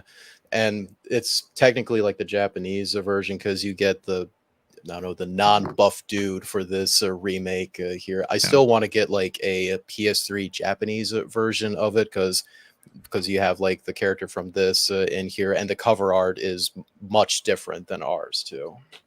Yeah, it portrays the brother, not the father, because when they first brought it out, they didn't think that American audiences would be able to associate a brother helping his sister like a father helping his daughter. So that's why they did that. But I actually prefer the PS3 version. So if you haven't played that, I would recommend playing that first. I think it's I think they did a really good job. Do have the Right on. PS3 versions, and it is really cheap to get it on there still. Look forward to playing it. And I guess they did that. It's like they didn't care about having like the masculine character because Nier is now popular, so they can do risks at this point with the series. Nier is a I'd love spin-off to of see a Dragon new Guard, one right? come out. Yes, Yeah, it's a so spin-off of Nier, Dragon how Guard. it works is Nier is based off the bad ending of Dragon Guard 2. Okay. It's complicated, but if you fully get into it, the bad ending of Dragon Guard 2 causes this disease that blah blah blah, and that's the disease that I need the to look at daughter that then. starts off with.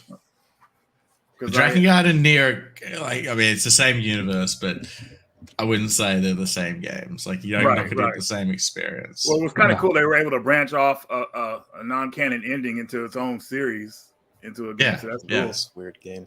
You know, I recently tried playing this for the first time. I dropped it. I could only get like to the 4th level, and it's like I can't handle this game anymore. I'm dropping it.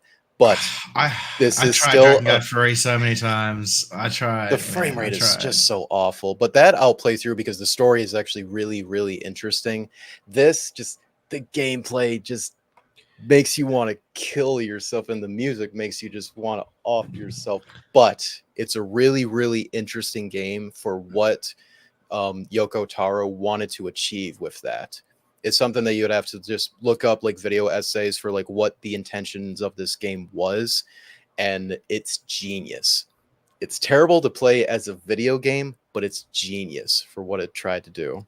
At least part 2 picked up the slack, though, right? I don't know. I do have it. I haven't played it yet because I want to break after playing like the torture fest that this was.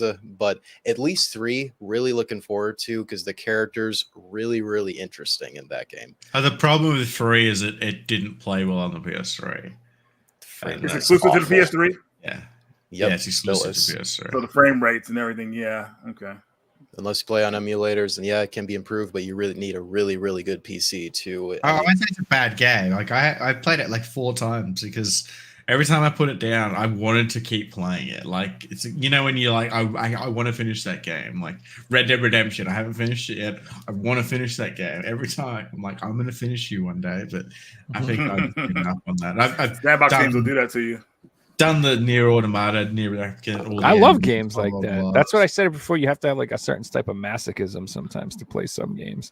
You're like, Yeah. this is whooping my ass, but I Drake can't and say Guard no. one is a I stretch, gotta. I though. keep coming back for more punishment. I don't know. There's something about it. Like you're like, And it's like you're dying because it's silly, and you're like, I was that close to killing that thing, and like that wasn't even hard. And then you do it again, you get to the exact same point. You're like, maybe it is hard. One thing that I just remembered that I only bought this because I really want to see just how bad of a game this really is. This is arguably the worst JRPG on the PS2. It's Ephemeral Fantasia. Oh my That's on god, I my remember Steam. that game. That was one of the first RPGs I got for the system. I got that for like $5. Was and I it? sold it. Dude, that game is so convoluted, man. Like you're on a timer in that game to do certain events, and you have no idea where to go. It's so confusing, man. Like they had a good idea, but they just didn't execute it right. That game is horrible. Ugh.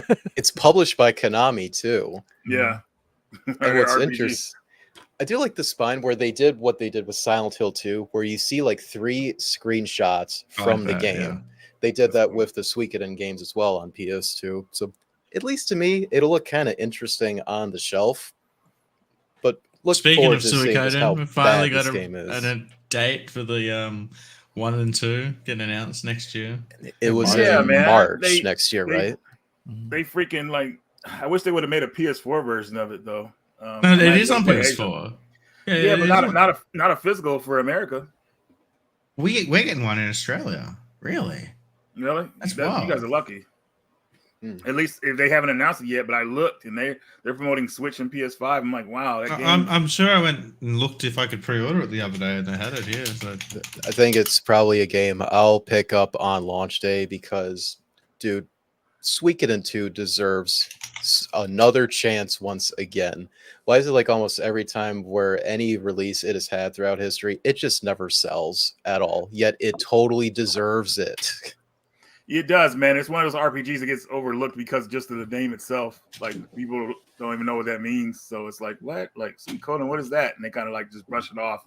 But though that series, pretty much all the games are really good. They're And, all really good, yeah. definitely. I'm glad that the part 1 and 2 are getting re-released. I mean, it should have happened like 2 years ago when they first announced it.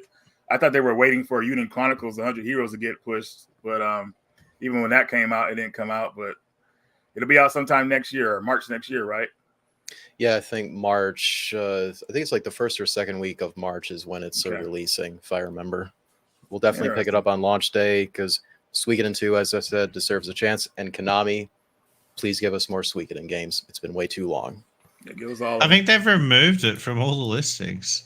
I looked the other day, and you could order a PS4 copy, and now they're all taken down. Just the Switch Weird. version. So maybe that is the case. It's just like a playage thing. That sucks. So did any of you get your very last issues of Game Informer? No, have I 4 haven't of been them down here. there. Nice, dude. I hope they put something special together for that last book, man, because it sucks to kind of see an era of gaming magazines go away. They lasted for more than 30 years. In fact, the very first page of this issue right here, it says, Game Informer has been around since 1991. Keep us around for another 30 years. Mm. And this is the last issue. Ouch. Oh, that hurts so much. And they were shut down without anyone knowing until like the Twitter post. They were so blindsided by that. That just sucks.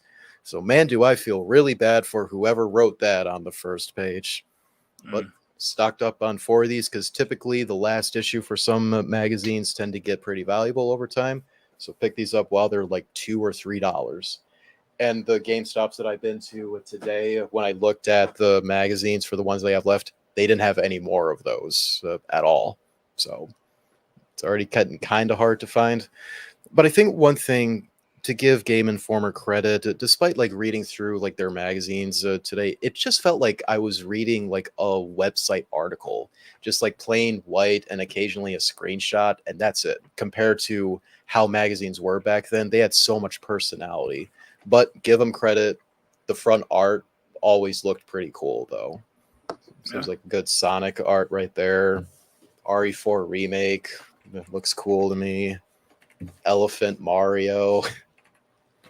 And Armored Core looks pretty sick, honestly. I do have a couple of these here, so I love Armored Core. Sea of Stars, so occasionally they did indie games, didn't solely focus on AAA games. It was pretty nice. Some DLC just got announced for that game. Yeah, Awesome. I was going to say we got the DLC. And this is for Hades 2. It's a pretty sick cover right there they did for it. And then the last one, my favorite of the whole bunch that I have. I think I have like 5 of these. The FF7 Rebirth, because that is a sick cover of Rebirth, Sephiroth, Nibelheim incident. And if you flip it to the back, you get Cloud. So I think this will look really cool as in like a display with FF7 related stuff, personally. That's why that I stocked up on some of these. So damn shame to see him go, but all things have to come to an end, as they always say. In the world of where YouTube videos can cover what the magazine does in seconds, it's hard to compete, and it makes sense. It really is. It's way more impressive. They lasted this long, honestly, since 1991. It really was just because they were owned by GameStop, and that's how they could just stick around. True. I guess it's time to show my pickups. Let's go. Well, this is one of my favorite games, and I just got this recently. I'm happy to have it. This is Kanagawa Jet Girls. He just showed that off. I just showed that off. Really? Oh my god! Yeah. I didn't see that at all. No, I'm just kidding. I thought I showed that as a joke, but I'm actually gonna play it later tonight. Well, he showed that when you weren't here, and I'm like, oh my god, what are the odds? Reggie loves that game. Hopefully, Joe, I'm kind of forgetting, man, but hopefully I didn't show these games. Hopefully, yeah. Well, if I did, oh well. I don't even remember. Trip World for the PS4. I watch all your Switch. videos, and I don't remember if I saw That's them on cool. your videos on this show. I know, right? It's like it's all jumbled up. But Trip World, a cool platform game. It came out on the Game Boy. I have the original on the Game Boy, the European one. That one is worth a lot of money, but now I can play the DX version on modern consoles, which is actually the game is in color now. You can play the black and white version, and you can play the DX version in color, which is nice. Let's go. Nice. Lots of extras on there too, like interviews and how the game was created. I love when they add that type of stuff. And then I got NBA Jam Hang Time for the PS1. That's kind of expensive. I looked that up. It is. Sorry about that glare. Yeah, dude. I was like, I did a big trade in, so I was like, yes, dude, got it for nothing. But yeah, man, just like I love when my local store like they post stuff on their Instagram, and then I could do web shopping pretty much and just go down and get it. So trading credit for this, and I got it for nothing. And now I just need NBA Jam Tournament Edition. on the Nice. PS1, which is considered the best in the series. Then we have a game that's going to probably go offline later this year. It had potential. I wish it had a single player mode because, like with multiplayer games, if they go offline, that's it. They're a coffin. But Evil Dead the game. That one has some single player content, but it's That kind of that was an online only game or mostly online game. It I started didn't know off that way. Yeah, it was an online only game, and then they added a bunch of like single player missions. I would not there expect is a game single like player that to be missions, to be like but that. but that's one of those stupid games where you requires an internet connection to play, even if you're playing by yourself. Single player. So even if you want to play those missions, you still have to have an internet connection. So Yeah, those it's got are an probably expiry date on it. exactly. So Yeah, even that'll probably die someday. Yeah, it's annoying, man. Like they did that with another game. Was it Diablo 4 or Diablo 4 has that DRM where you have to, even the single players online. Yep. Like, we have to know what you're doing at all times. Like, no, I'm playing No. offline. Leave me alone. But they Seriously. I don't know, Gran man. Turismo 7 is the same. Like fucking GT7 racing will be the game. same. Yep. Like, come on. Yeah, that- the data that people give them is so valuable, man. Like watching what people are doing on these games, man. They just like I feel like a lot of games are going to start doing that, and if you like, especially AAA titles are going to definitely keep on doing it. So it's annoying, but whatever. Next game I got here, I think I showed this one last time, but I did show this one, so I'll show it again. Saints Row Mhm. remastered. Yep. Me and Fixie talked about the fourth game that has a complete version, which is kind of cool. Mhm. But I think this one's probably the high pinnacle of the series, man. I At least would in my agree. thing. I mean, the production value to put in this game, the comedic roles and everything like that. I was like, dude, this game is on point, especially the first beginning missions. Oh my God, really pulls you in. So definitely cool to have that. It's kind of sad. It's the end of an era with the Saints Row. They tried to rebrand it, well, not rebrand it, but bring it out like a reboot it, and it was just lame. It just didn't work. Yeah. It People wanted did to say, not work out. They wanted the same characters, like at least, but a lot of these guys are scared to take chances with making sequels, so they wanted to just reboot everything, and it didn't work. So, yeah, rest in peace, Saints Row. 4 good games in the series, and then 1 game that was not so Interesting. good. Killed the whole company. Interesting, yeah. It killed the company. Yep. Steel Assault, Bionic Commando meets. Game's hard as balls, man. It is tough, man. Like even the Fucking first level. hard, dude. That stupid second boss or whatever it is with all the lightning everywhere. Mhm. You have to like hook onto the ceiling and then the lightning goes. Dude, that gave me But- PTSD. But it's definitely a love letter to old school platform gamers. I mean, they really went in on this game, like the production values. It just feels like a really cool NES or Super Nintendo game. Mhm. So definitely outstanding job with this one. I wish there was an easy mode, but hey, I'm just gonna have to get good at it. Nope. All right, so this one came the other day. I don't know. It's hard to pronounce this one with the freaking the way that the font is, but I think it's called It's called a Demons Astroborg. Oh, thank you. There Astroborg. you go. Got this from Pixel Heart. Mhm. The game Pixel. originally came out on Genesis, but they ported it to other systems, make it more modern. And there's a Switch version. Of course, I got the PS4 version. And this one's actually pretty fun. I like this one. It definitely feels like a Genesis game, but you're playing it on a modern platform, so I have to bust out the Genesis just to play it. Because honestly, I feel like I'm kind of done with pulling out like the Genesis, like to play old school games. But I need like a system all in one, so I can just Mhm. play everything together. But anyways, this one was pretty cool. I'm liking it so far. Well, they Yeah, Yeah, made there's a plenty- sequel, I think, too.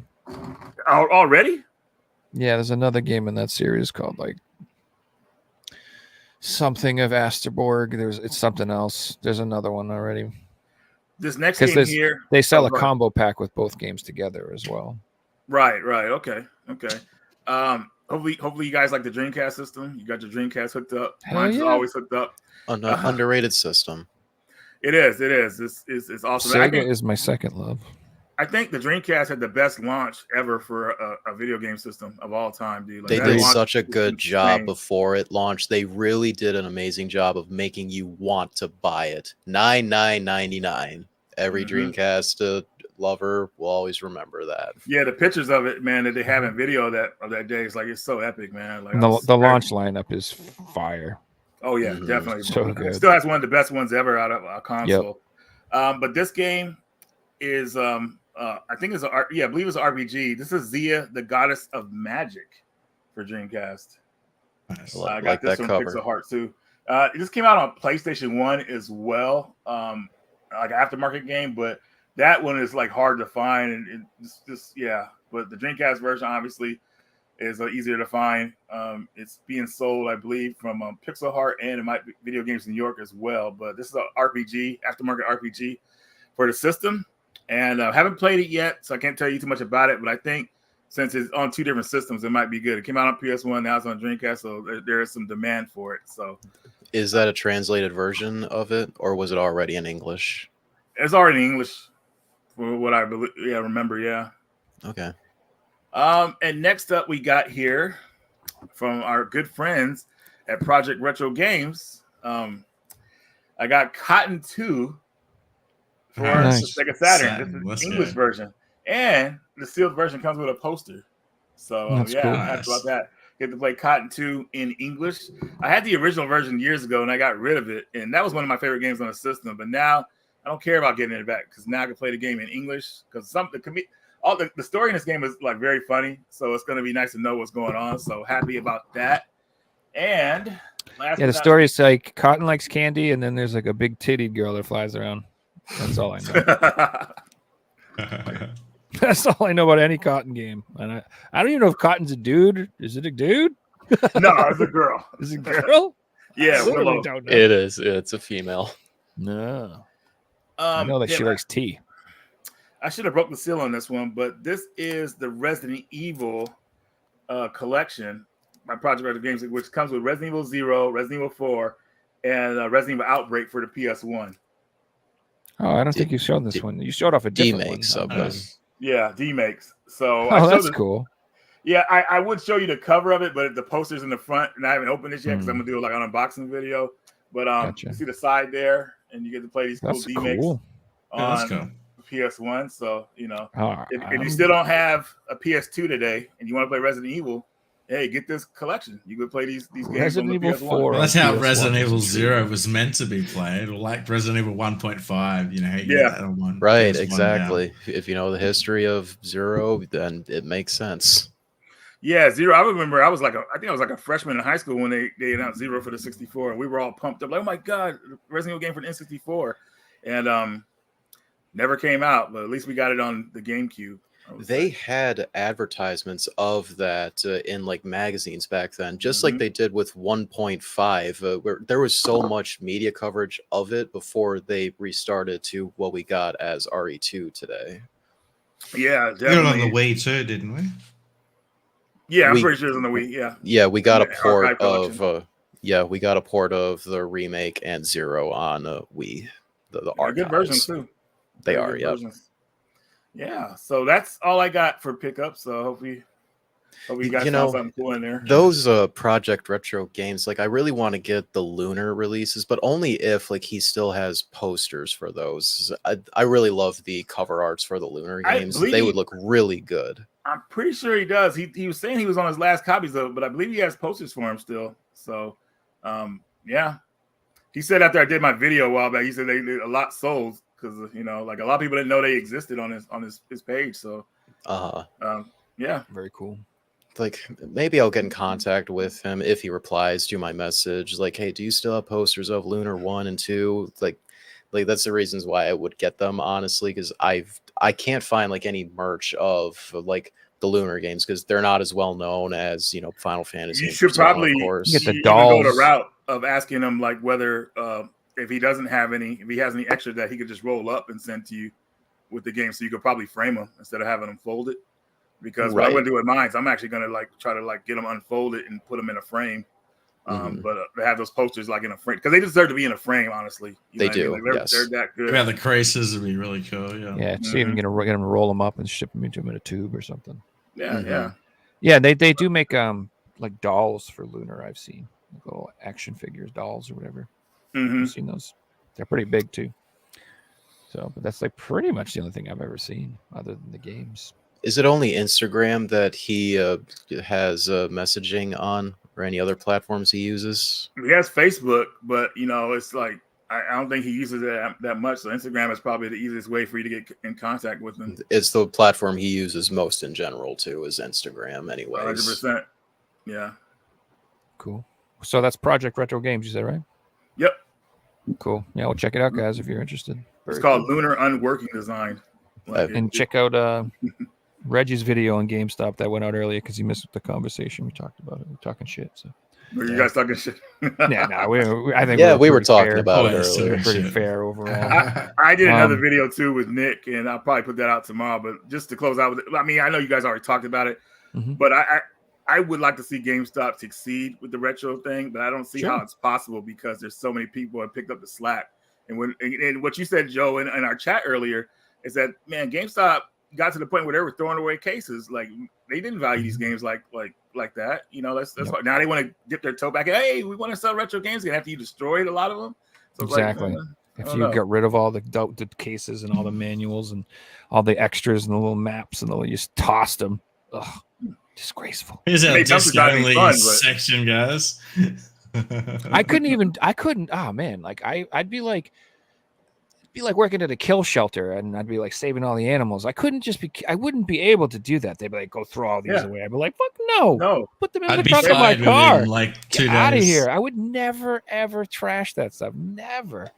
Why'd you get fired? I saved 10 manuals, all right? Be like Pee Wee Herman running out of the thing with the snakes. Ah!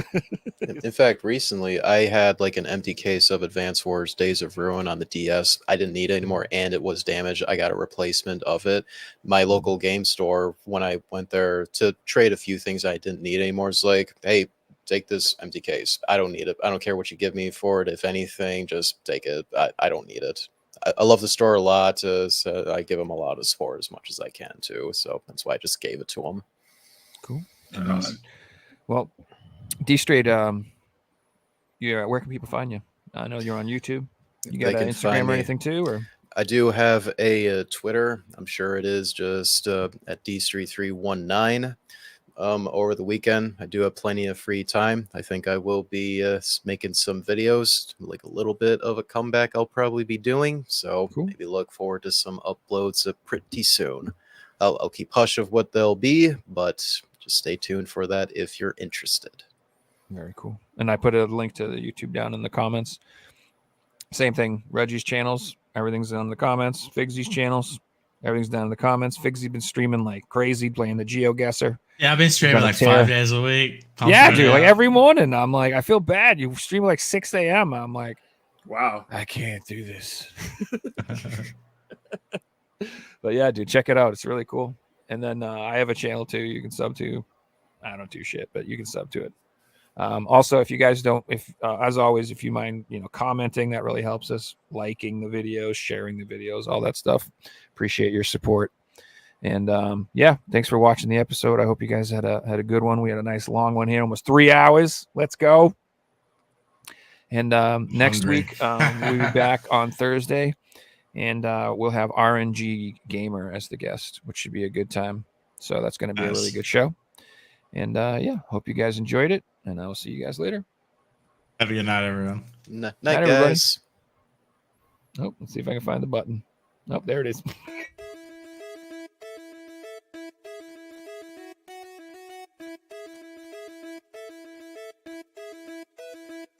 You found the coolest place to be, the PlayStation Collecting Season. Come on, won't you stay with me? Welcome to the show. Gather round the boys and girls, collectors from around the world. Let's show the people what they need to know.